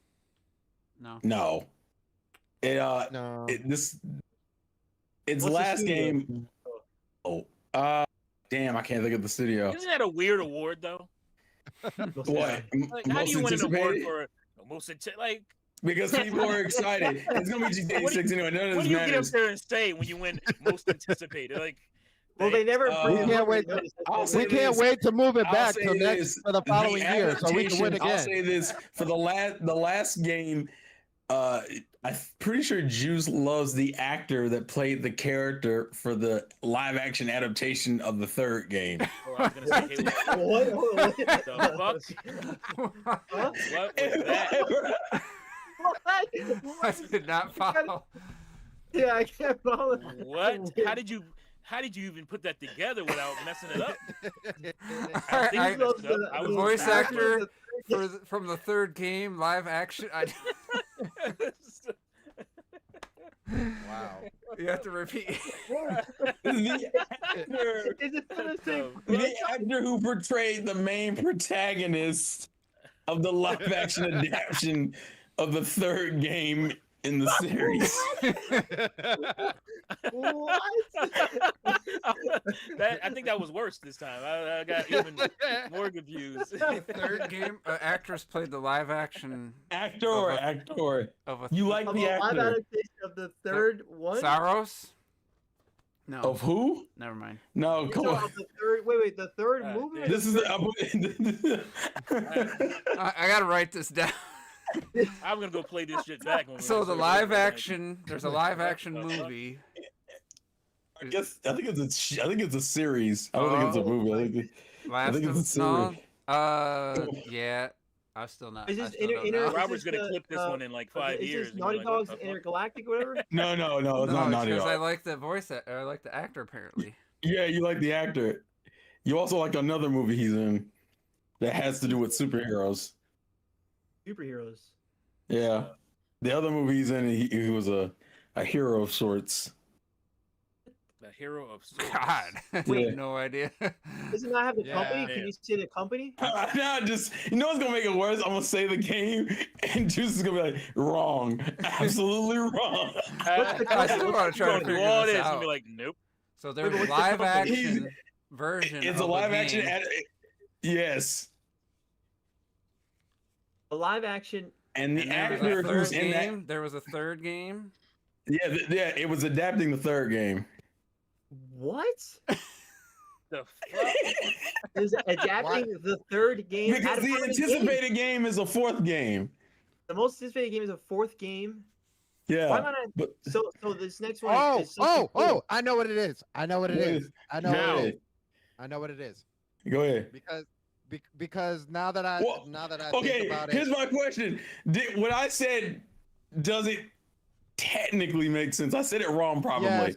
Yes, and I'm trying to think of a fourth game that's coming out next year. The reason why it makes sense is only because this show just started again. Oh, So I feel like Juice gonna be mad because I know he knows. Literally just started again. I know he knows what it is. I know you all know what it is. That's the problem. Well, I'm sure, but I'm trying to think of like a fourth game. Like, do you want me to help you out? It's a Netflix show. I don't watch the main Netflix show. Is it Stranger Things? It's a video game that Netflix was turned into a show. And you played the game. The Witcher 4.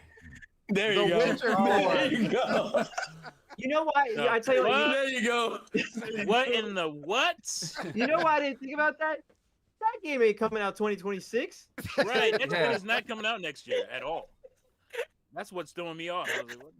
I don't know that the series was based solely around the third game, though. Well, I'd said it because the main character isn't that supposed to be the main character of the third game? Yeah. My head has exploded 3 times. That was funny though. That's so funny. I'm like, it only came into mind because I'm like, how many people do I know that he actually likes as actors? I like a lot of. Like actors. They're mostly older. You don't like nobody. You curmudgeon ass. I don't have any like younger grandfather. The only person I thought it was kind of obvious was I felt like there was no. It made sense in my head, and I think the way I got fooled because of the third game thing because I don't know. Because I was thinking Witcher 3 about the show, but I think they got into the third game in season 3 or 4, but I didn't watch those. So I watched part of season 3, and 3 got it pretty tough to watch. Damn, that's good stuff though. What else? We got any other categories? Try season 4. Okay, let me make sure. What about best adaptation? They have best adaptation. Oh yeah, hold on. Let me go down. Yeah, we have. Oh God, I shouldn't have looked at this. Has to be. I actually saw the nominees for this one, but one of them. Okay, so Minecraft movies won. I was very surprised by that. The Devil May Cry anime on Netflix, I believe, is what it is. That's actually good. That's good. In the window. Last of Us season 2, obviously, and then the last 2 is Until Dawn and Splinter Cell Death Watch. That's a crazy pick. When did Arcane? That was an animated show. No Sonic the Hedgehog 3? Because that was actually, you know what? That is why I didn't even think about that. What the fuck? Be nominated. That is kind of crazy. That's kind of crazy. It was early this year. No, it came out like December of last year. It was cut off from last year. Yeah, that's what it was. Yeah, So it could be nominated for this year. So it should have been included. Yeah, they could have gave. Take like Until Dawn out of there and put Sonic. I didn't know Until Dawn. I forgot didn't Until even Dawn follow had the game, did it? Or no, at all. Similar concept. I don't really know. Well, how do you? I don't know how you do that. How do you do that premise? Sort of thing, but it's not like it has nothing to do with the characters of Until Dawn. Oh, really? No. So it's just really using the title and the IP. Yeah, it's how it is. It's like a Resident Evil movie. It's like the Final Fantasy movie. Yeah. Oh, yeah. Yeah. Let's be real. Last of Us or Minecraft. Yeah, Last of Us will win. But I want Devil May Cry to win. To be honest, I didn't even know that was a thing. Yeah, I knew Devil May Cry was the thing, but I just didn't.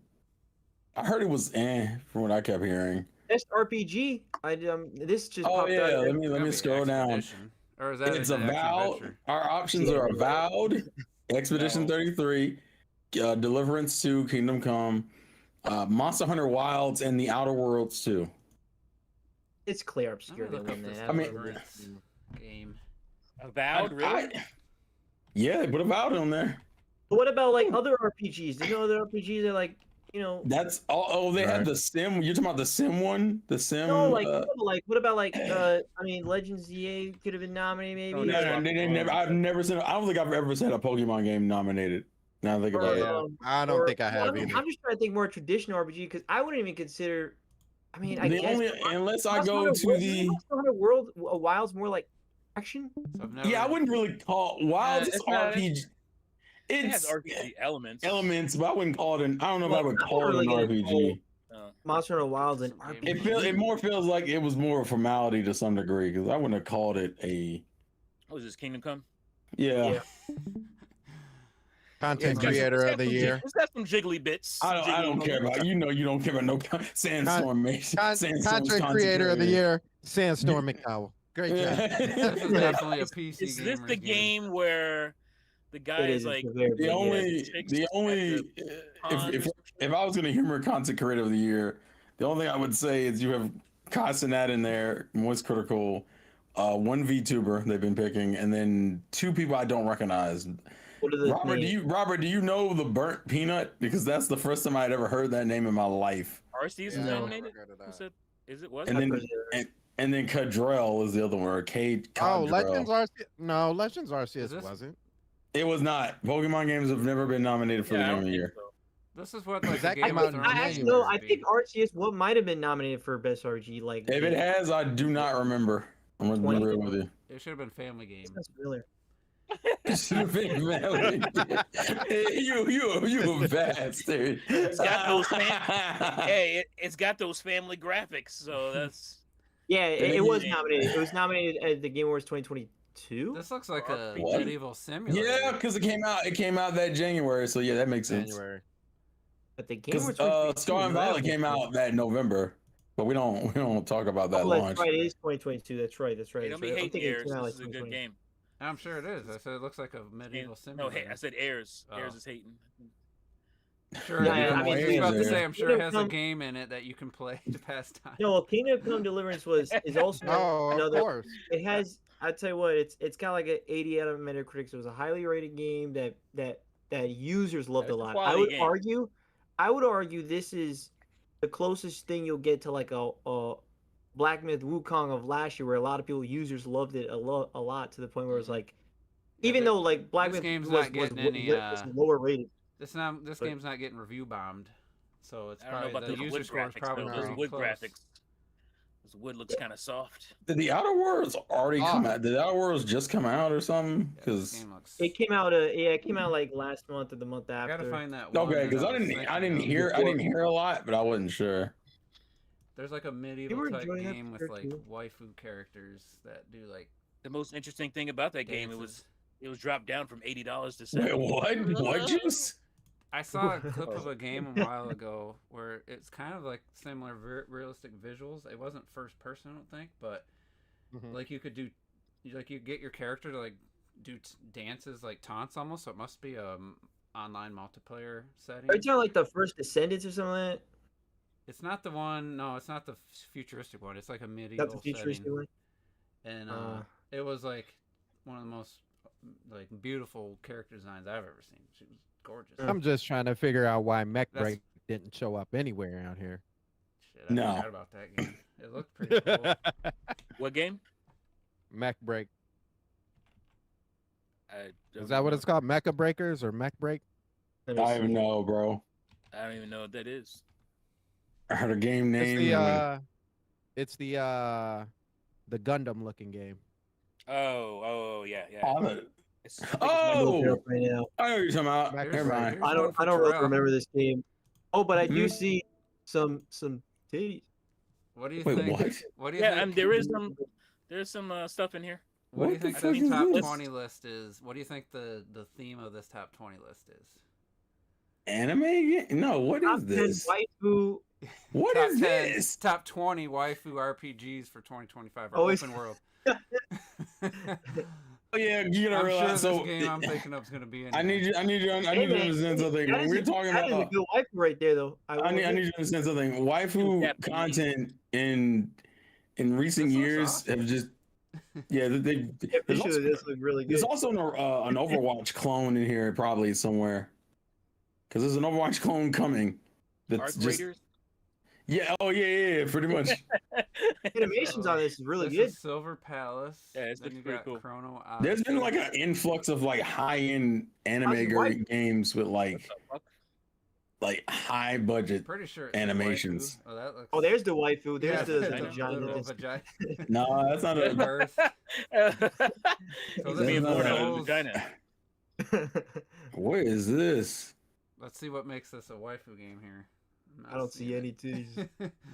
Robert's like, I want Robert to be like 0 out of 10, no titties. I like the art turn it off. Though.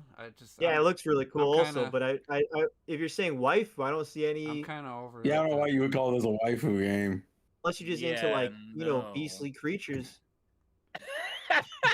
Yeah, that would be a waifu game. I don't know. Maybe. Yeah, I wouldn't call that. I wouldn't call it a waifu game. That's just a weird. This is the one. Maybe. No, beastly creatures. He broke me. There's an audience for that. Okay, there's a woman. Game. This is just I see a woman. There's a woman in there. She might exist. Thank God the women are here. Man, there you go. I see some thighs. I can see it. I can see it. This is just a cinematic though. I like the actual gameplay and stuff. I don't know if this is the one, but kind of looks. Are there any beastly creatures? There's literally a wife. Light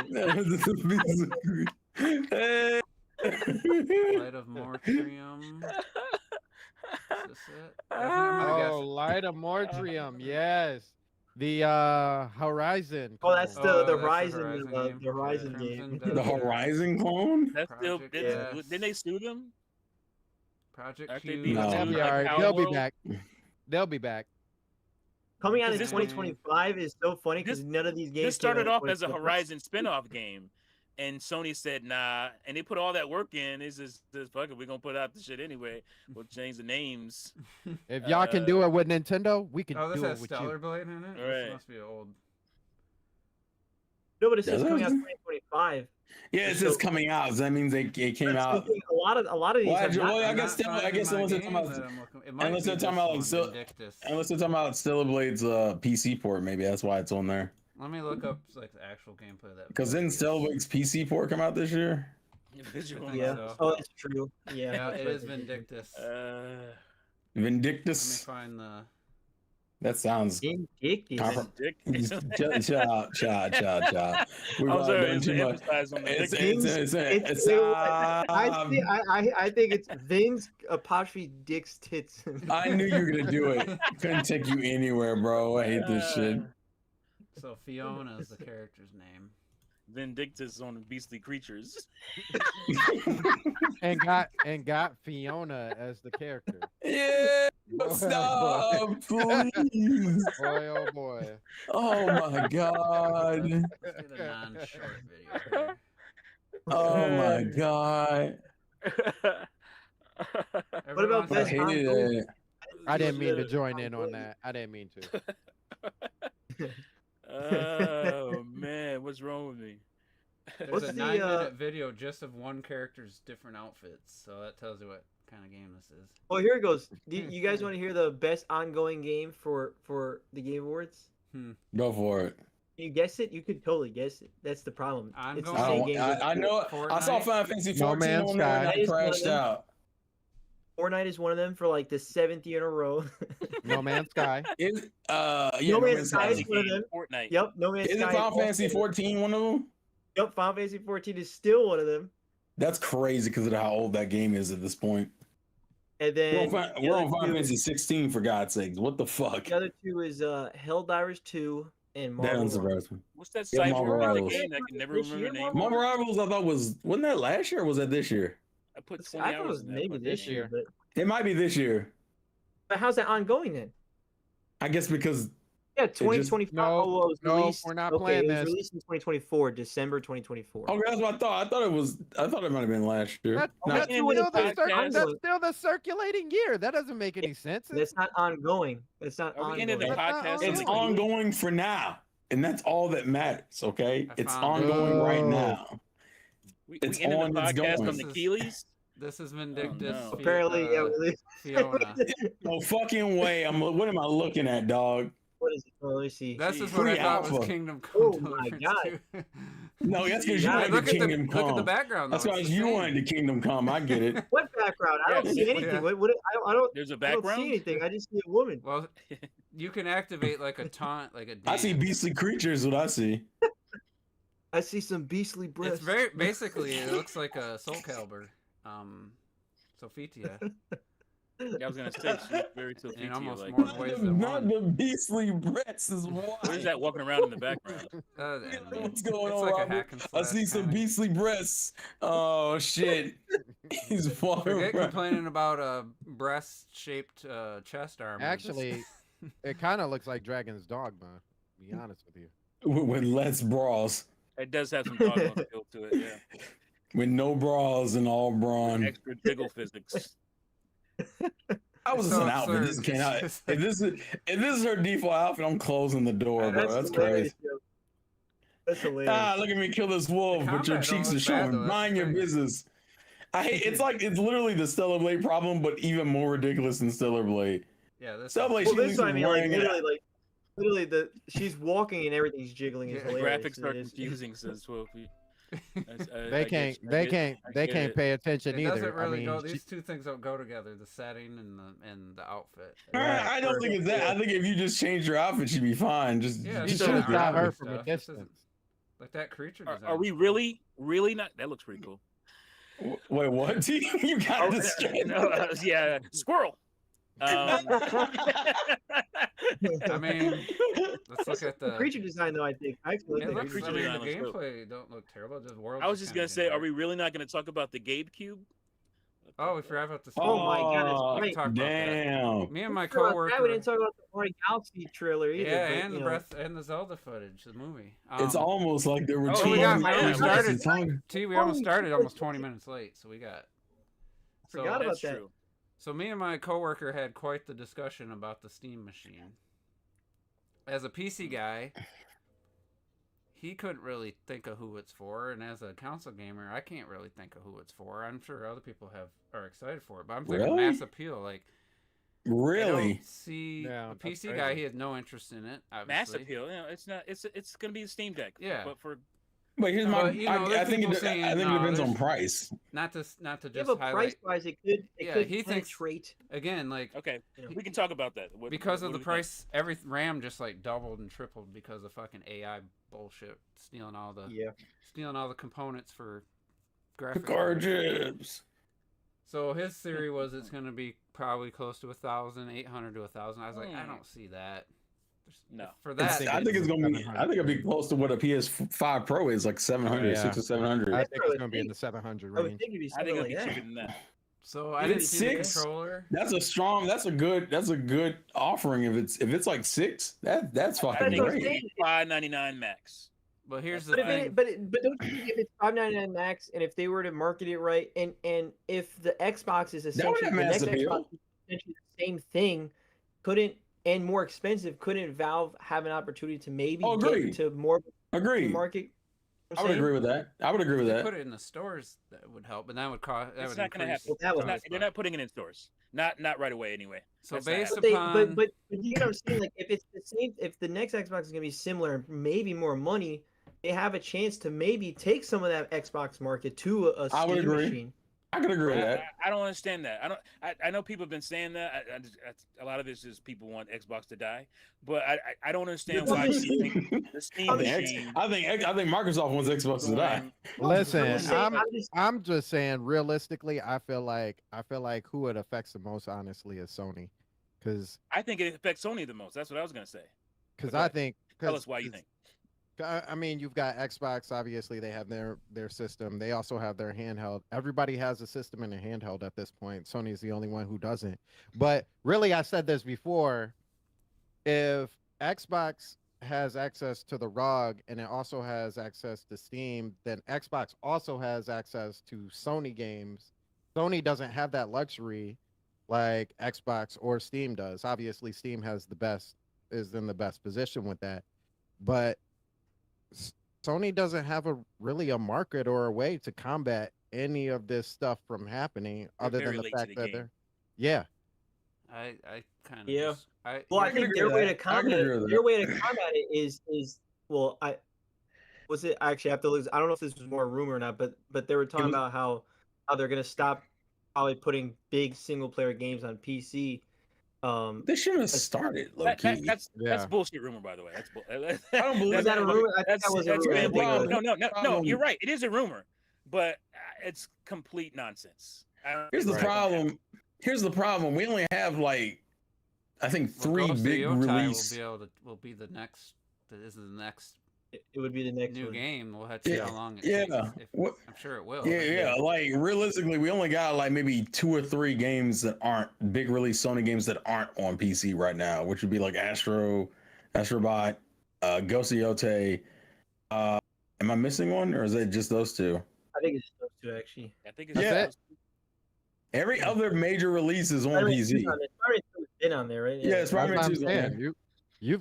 They've hold themselves to Sony now. Steam has essentially said, hey, if you want an easier, more console-like experience for Sony and Steam products, you can just buy this box and just do that. Well, I can see the argument of that about it hurting Sony more. I can see that.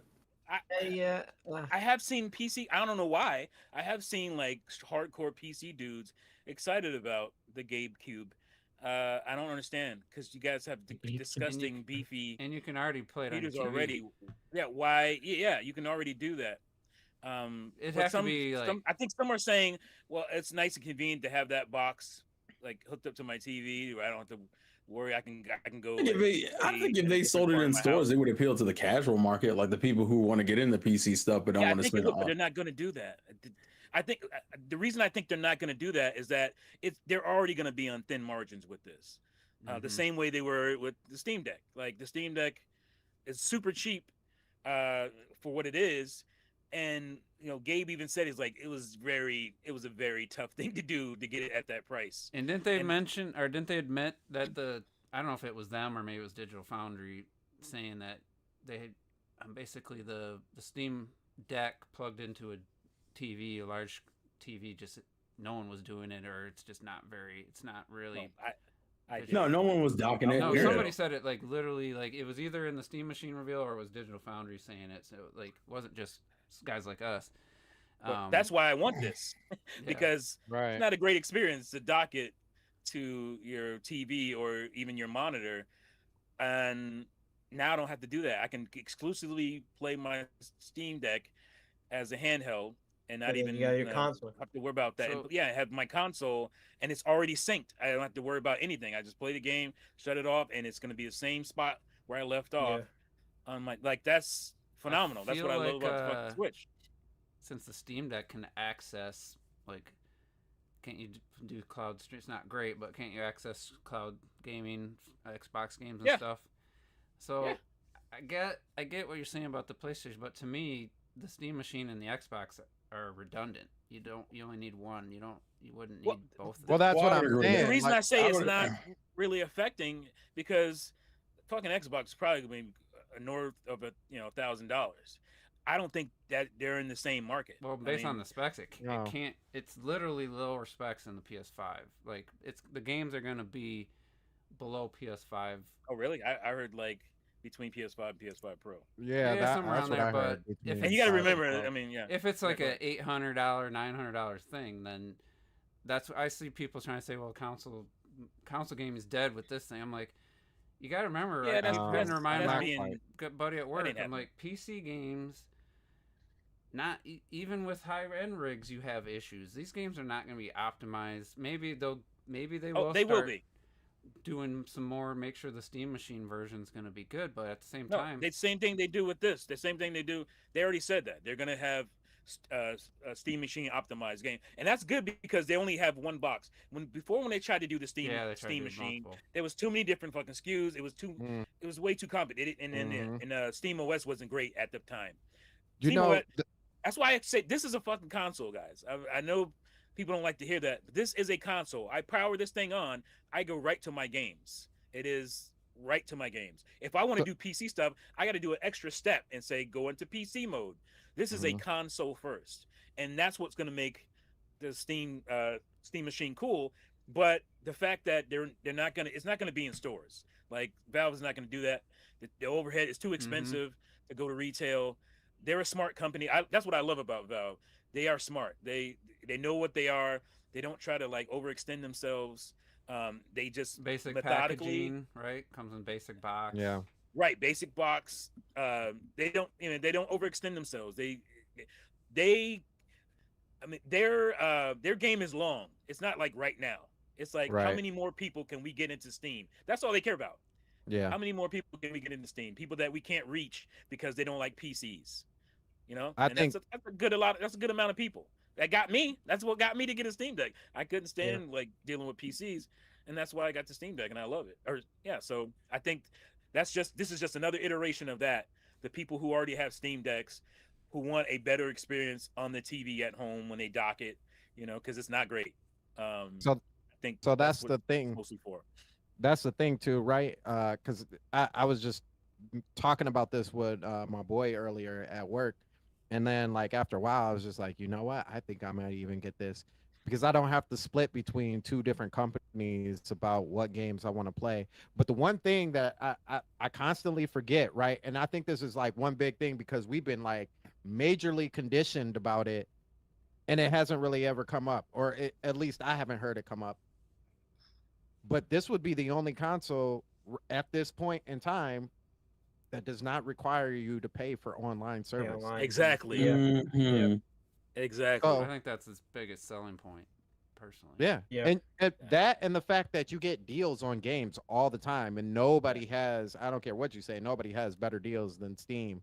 No, you can't touch agree. Yeah, agree. Yeah. And that's why I wish this was going retail, because then it would actually push Microsoft and Sony and Nintendo. Because oh shit, this is like they should do retail because that would be huge. I would like to see it because then it'd be a genuine new competitor in the market. I would hope. I think they're going to get there. I just don't think that it's going to be when they launch early next year. But that's what I was saying about Sony is like, yeah, while Microsoft is affected heavily, obviously, they already have their setup. Like I said, they on the sneak, on the low, like, yeah, we can play PlayStation games too. Yeah, I know. But Sony has no handheld. Their library already is on Steam. They haven't really pushed all their old school games like that. The getting what is their online? Sony PlayStation Plus? PlayStation Plus doesn't really garner any extra specialties like that.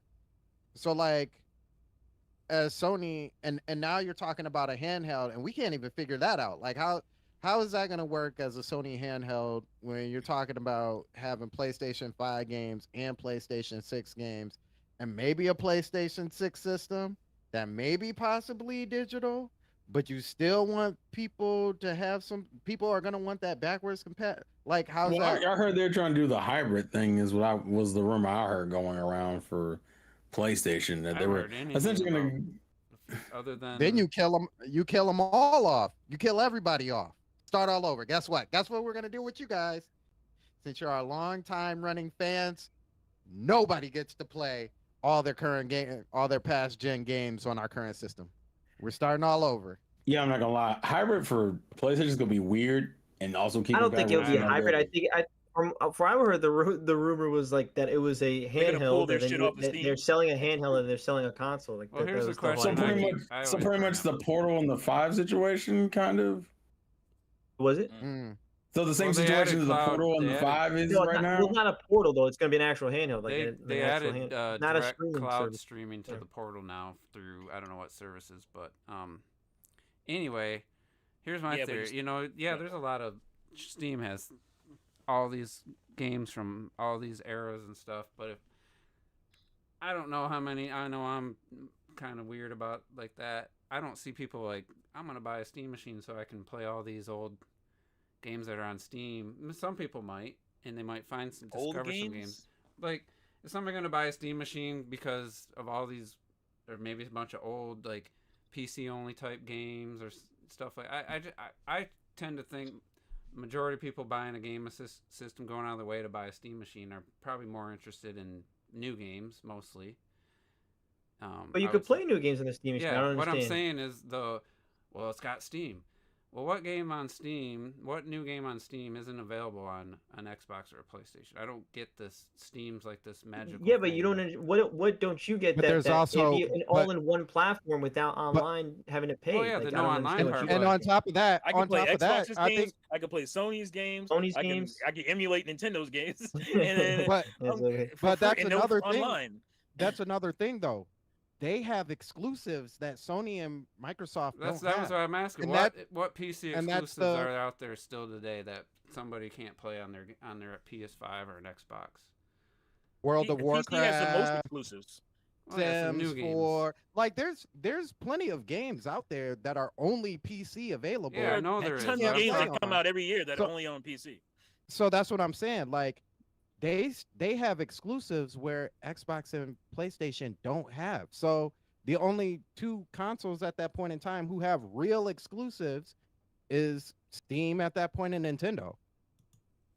Yeah. Well, my thing is how they would get the Deliverance. Well, of course, there's a bunch of PC only games. Technically, I don't particularly know all the PC only games. But I doubt. But I doubt you could name a 2025 exclusive PC game.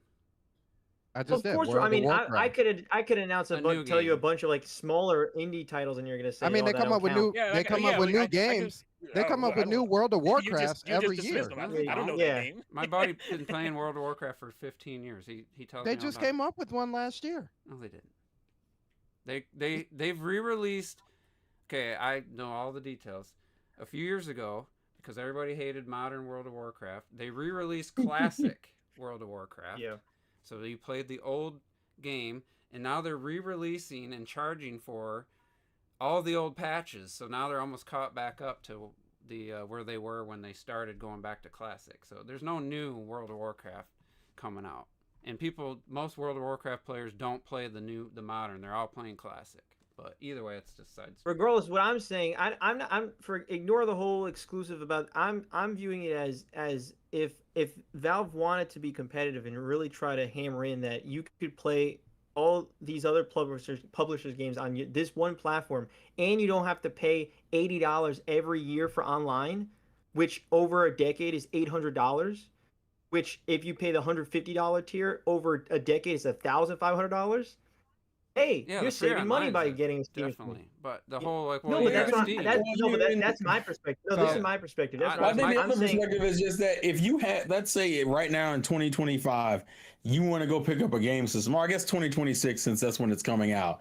You want to pick up a game system. Do you pick up a PlayStation? Do you pick up an Xbox? Or do you pick up a console that can play both of their library of games? Yeah.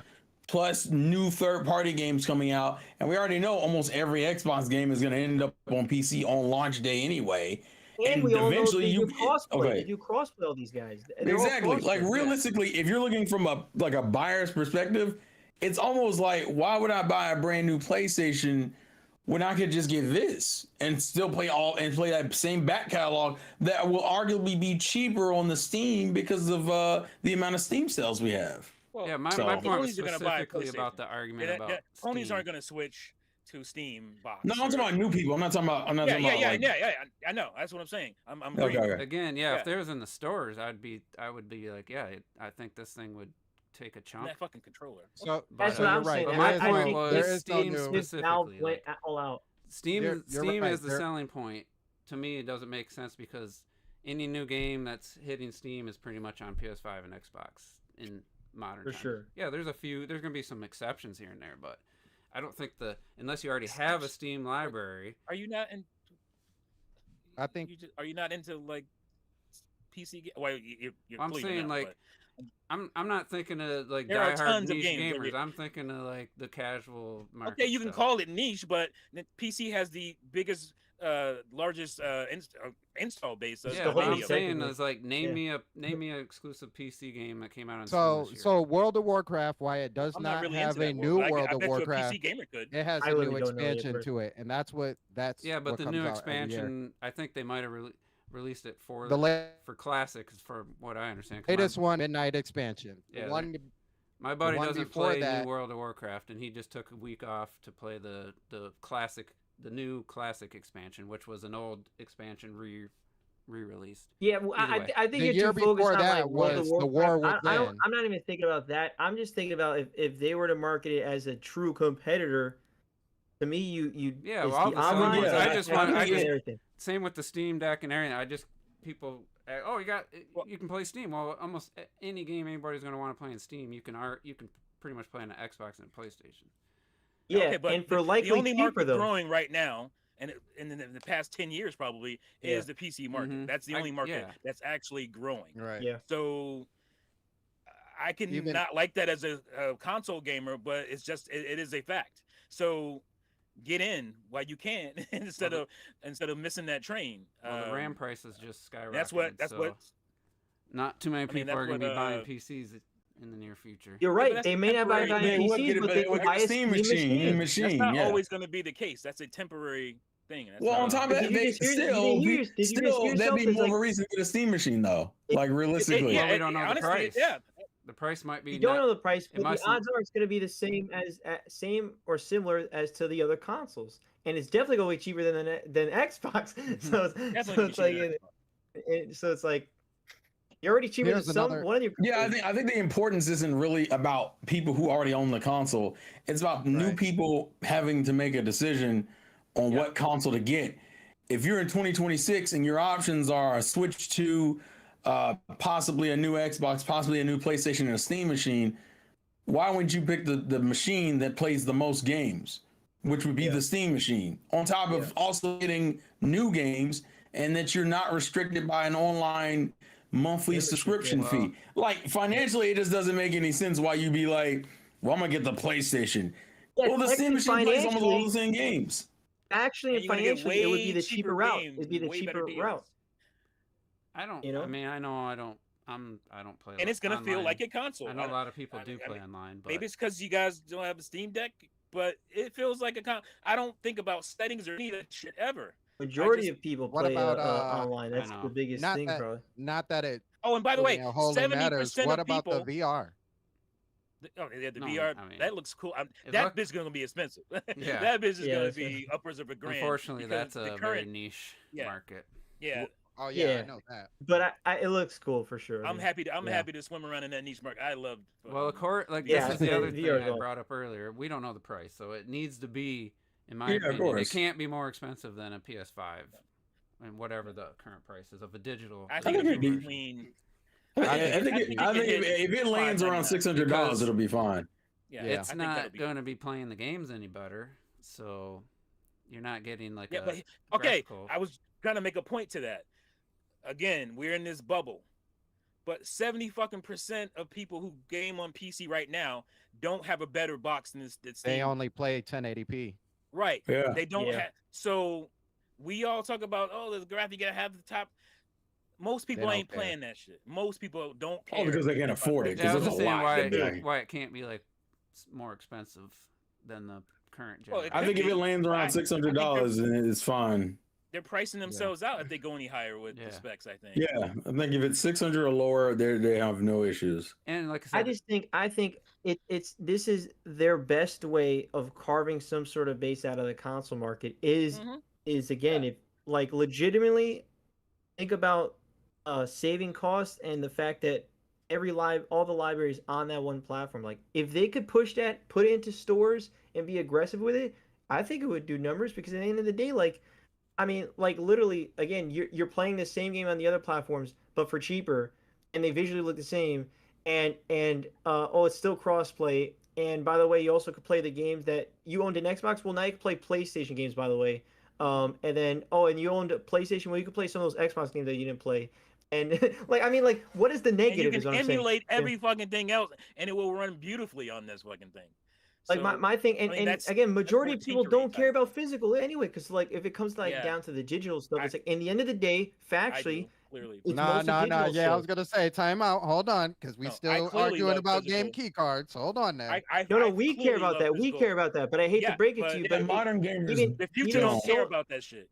We're not talking about Nintendo. We're not talking about Nintendo gamers here. We're talking about Sony and Microsoft. And the facts are, statistically, even Sony had their things out. That sounds bad. I haven't heard that name in a long time. They did what out? Super Paw. What out? They're what? They're what? They had their stats where it showed like it was like majority of gamers download digital, even their first party. That is true. So it's like in the end of the day, I hate to break it to you, but the digital's not going to really stop it from selling necessarily. No, it won't. It's not about it, Eric. I don't know what you own right now. It's not about it being a savior. It's not about a savior. Awesome platform, though. It's about saving money. That's all it needs to be. Yeah, it saves you a lot of money. It could be about saving money, bro. You know, when I started with the Steam Deck, I had 15 games on Steam. I have over 700 now. Like real talk, that would not have happened just me playing on PC. That would never have happened. But because they consoleized my PC, I went crazy on the thing. So I wonder if it'll. It is very good. It's very cool. I wonder if it'll do better or the same or less than the Steam Deck sales wise. Depends on what they do. I think it'll objectively do better. I don't know if it'll do better. It just depends on what they do with it. If they bring it to stores, if they push it, if they don't push it, nothing's gonna happen. We're just gonna talk and we're gonna think of reminisce. But like at the end of the day, like they have to do maybe something. Maybe 7-8 million units at some point, and that'll be it. And that'll be like that. They will be very happy with that. By the way, they will be very happy with it. But in the end of the day, it's about success to them. So it's about what the Valve's long-term vision is. In the end of the day, this has the potential to carve out a market out of both Xbox and PlayStation. But it depends if they give a shit enough to push it out and do it. They might, if it's you only sell in Steam store and all that stuff, you're not gonna get sales like that. And I'll look back and I'll be like, they lost potential, man. They could have had something bigger on their hands. Well, here's the other thing, they didn't. Too, it's the late. What we're going on?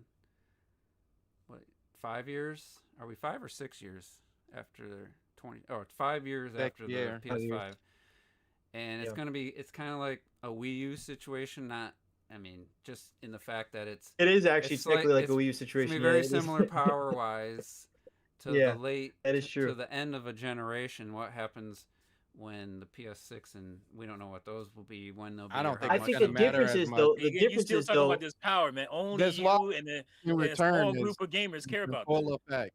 The law of diminishing return is in full effect, and I don't absolutely. Think it's been in full effect since PS4. Yeah, it's been in effect since PS4. And so, like, if we're being so honest, again, think about how long the cross-gen has been, and also, by the way, some companies still release games on PS4, still 5 years later. Right. And they still ain't get off the PS4 yet. So do you think they're gonna get off the PS5 even in the next 8 years? In the next 5 years? 8 years? Probably 5 to 8 years. Like, let's be so honest with ourselves. 3 more years before they go. It should. It won't. But they should. Won't. It's not. Xbox definitely ain't. That video we never talked about. They put out that weird video with was it AMD?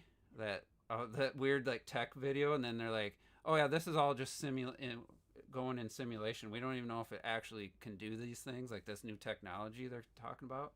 I mean, if they think that's PS6 technology, then it's years away, 2 years at least. If that's PS7, no, but we're in an era but all where it people needs are crying and crying all the time about how expensive gaming is. People crying about the Switch. The Switch is too expensive, and like if this comes in at the price point, I think it will come in at.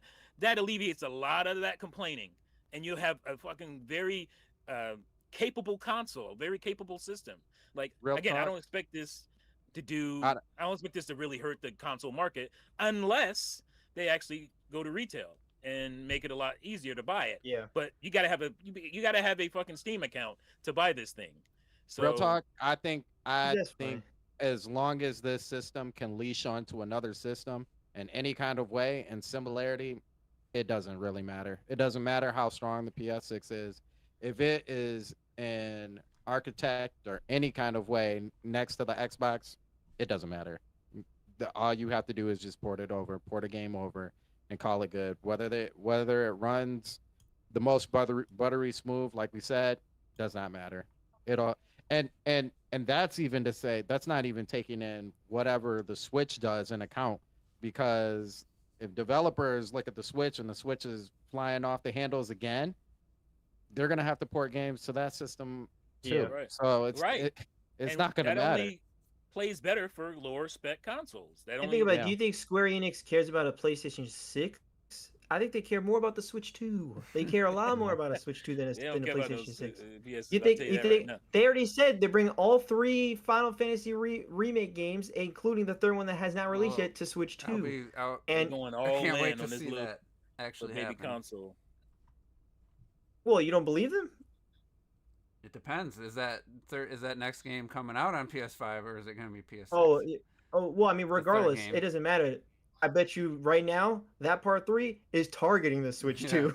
They don't give two fucks right now with the PlayStation. If you think they're targeting the PlayStation 6 over the Switch 2 right now in 2025, It ain't happening, brother. you crazy, man. I'm saying it was thanks to me going back and looking to see how much support they gave the original Switch, and then essentially Sony unofficially burning that bridge of leading them by the nose with the idea that they would possibly help them out or whatever. They looked at them finances when they had a bunch of Sony exclusives and went, yeah, this shit ain't working. We can't do this again. It's not working.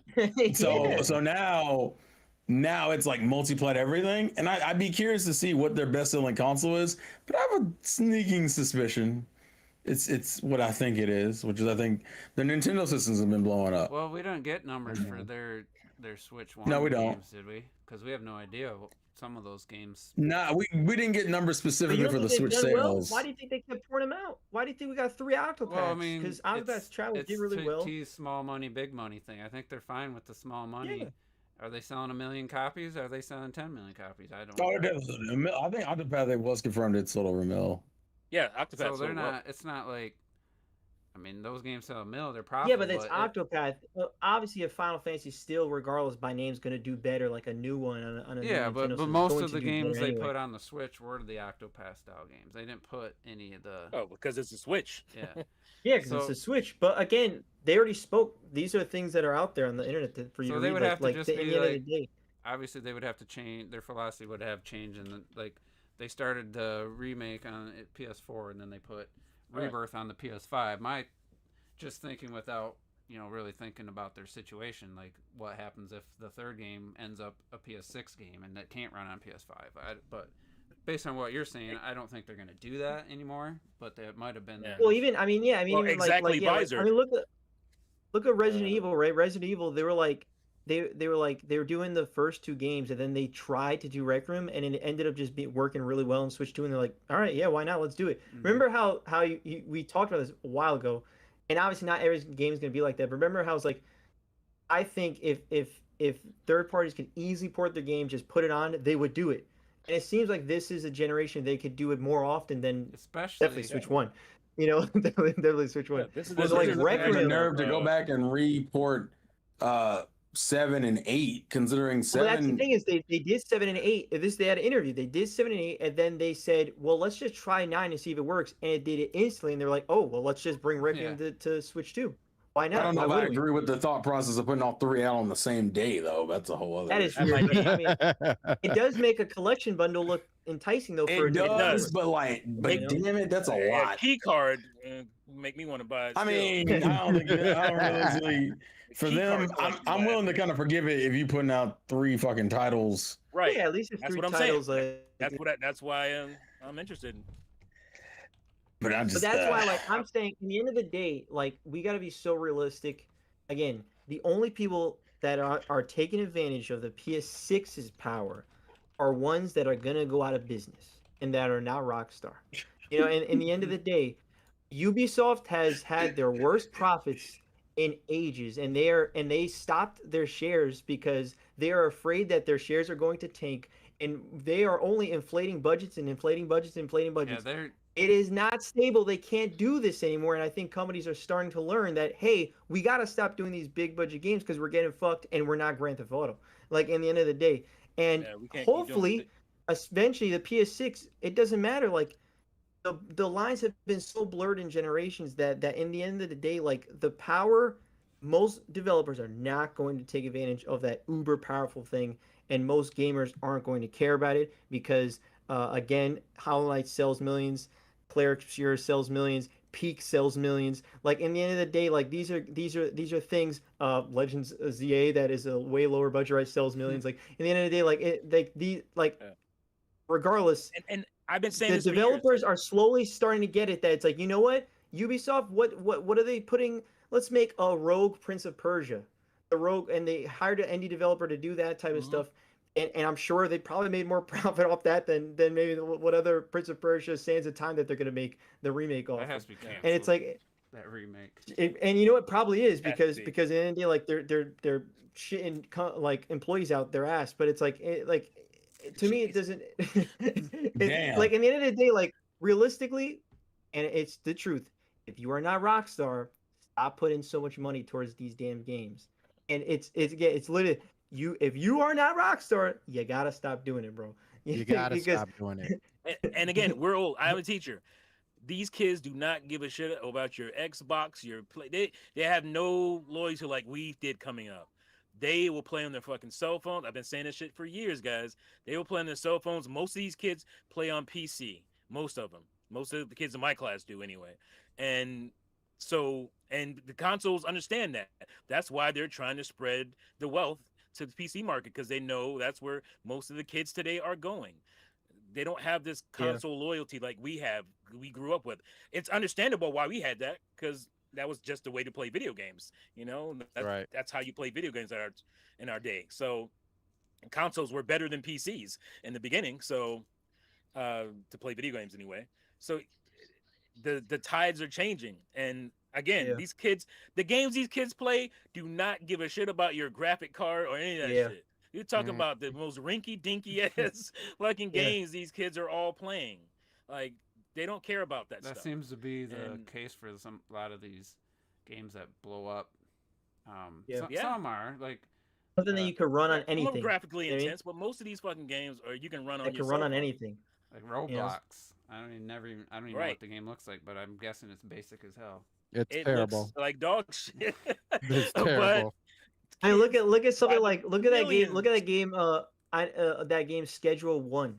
You know, I don't know if you ever heard it. Oh yeah, I don't know if that's Schedule 1. It sold like 5 million copies or something, or even more, something like that. And it's like it looks, I mean, super low quality in terms of graphics stuff, but people rave about it. People love it, and you know, it's like, you don't think companies are looking and they're spending hundreds of millions, losing hundreds of millions, and then they see this one dude make Schedule 1, and then they're like, that sold, they made more profit than we did. That's what happens when they try to recreate a perfect storm, and then they end up, well, we're going to make 12 live service games because, you know, the best, most popular games right now are live service. You know, it's it happens naturally. You can't force that shit. You got to do it organically, right? You can't force that shit. It's like you can't just buy. You can't just build a quadruple A studio and hire a bunch of people that never work together and just assume they're gonna be able to make an amazing first quadruple A game ever. Like, you can't just can't just do that. And by the way, they did tease the Steam Deck 2 in the beginning of that little video. They did. We're not talking about the Steam Deck 2 today, but we are talking about this other hardware. So it is coming, by the way. Yeah. So, I also saw that they were talking about that. That's still going to be a few years away though, because they want something that's like that's like a jump. They want a genuine jump. They said. a jump that's also not going to be $1 million. You know. Yeah. Who knows Right. what things are going to be in 2 more years? Like, Exactly. My buddy was telling me Microsoft has 100,000 graphics cards just sitting there. They can't get the power to run them, to run the AI, like the data center for the AI or whatever they want, because there's just not enough power over there generated to. And that's just one company. It's just stupid. Hearing what it takes, the power consumption. They're talking about building a nuclear facility just to run AI. No nuclear power plant just to run. That seems that seems like a defeated purpose there. Wow. The AI is like really like if you really think of it, if you care about the environment, AI is that bubble's gonna burst, guys. For the environment. It's just right. Yeah. All the resources, all the water. They're building in Michigan. They're building Microsoft, I believe, is building some sort of data center, and they're talking about 1 trillion gallons of fresh water is going to be used to cool. I don't know if it's just going to evaporate. Cool everything? Cool. Or it's just going to... Not my lakes. Not my Great Lakes. Or Lake Michigan, but I think it's Huron. It's like, why? Why are we going that direction? Anyway, it's been a long podcast. Good discussion, guys. Many topics, so I don't give a shit what people said in the beginning. This is what we and next week we got to remember we got to make it a Nintendo movie podcast next week. So it'll be Mario Galaxy Zelda. This is what we like to do. This is what we're gonna do. I mean, it'll take some feedback here and there, but we're not gonna change the format. It's just, we're just friends talking video games. That's what we've done for a decade now. So. We're just saying, we're in a corporation, you know. No, I'm not. We're not out. We're not getting sponsorships. And maybe we could have went down that road by now. We'd be getting invited to go play games. Metro Prime 4. Play Metro Prime 4 and stuff. But anyway, we're gonna get out of here. Thanks everybody for tuning in and fun discussion, guys. So, Thanksgiving's next. No, 2 Fridays that's on a Friday anyway. No, it's next week. It's next Thursday. No, it's not next Thursday, right? Oh yeah, next Thursday. Yep. But it won't next Thursday. It won't affect the podcast. So I'm off next week, so that's why I know. But yeah, for sure. We'll get out of here. Next Thursday. Yeah, same. I'm off next week too. Peace. I'm off this week and then 2 days next week, and then like 6 days in December.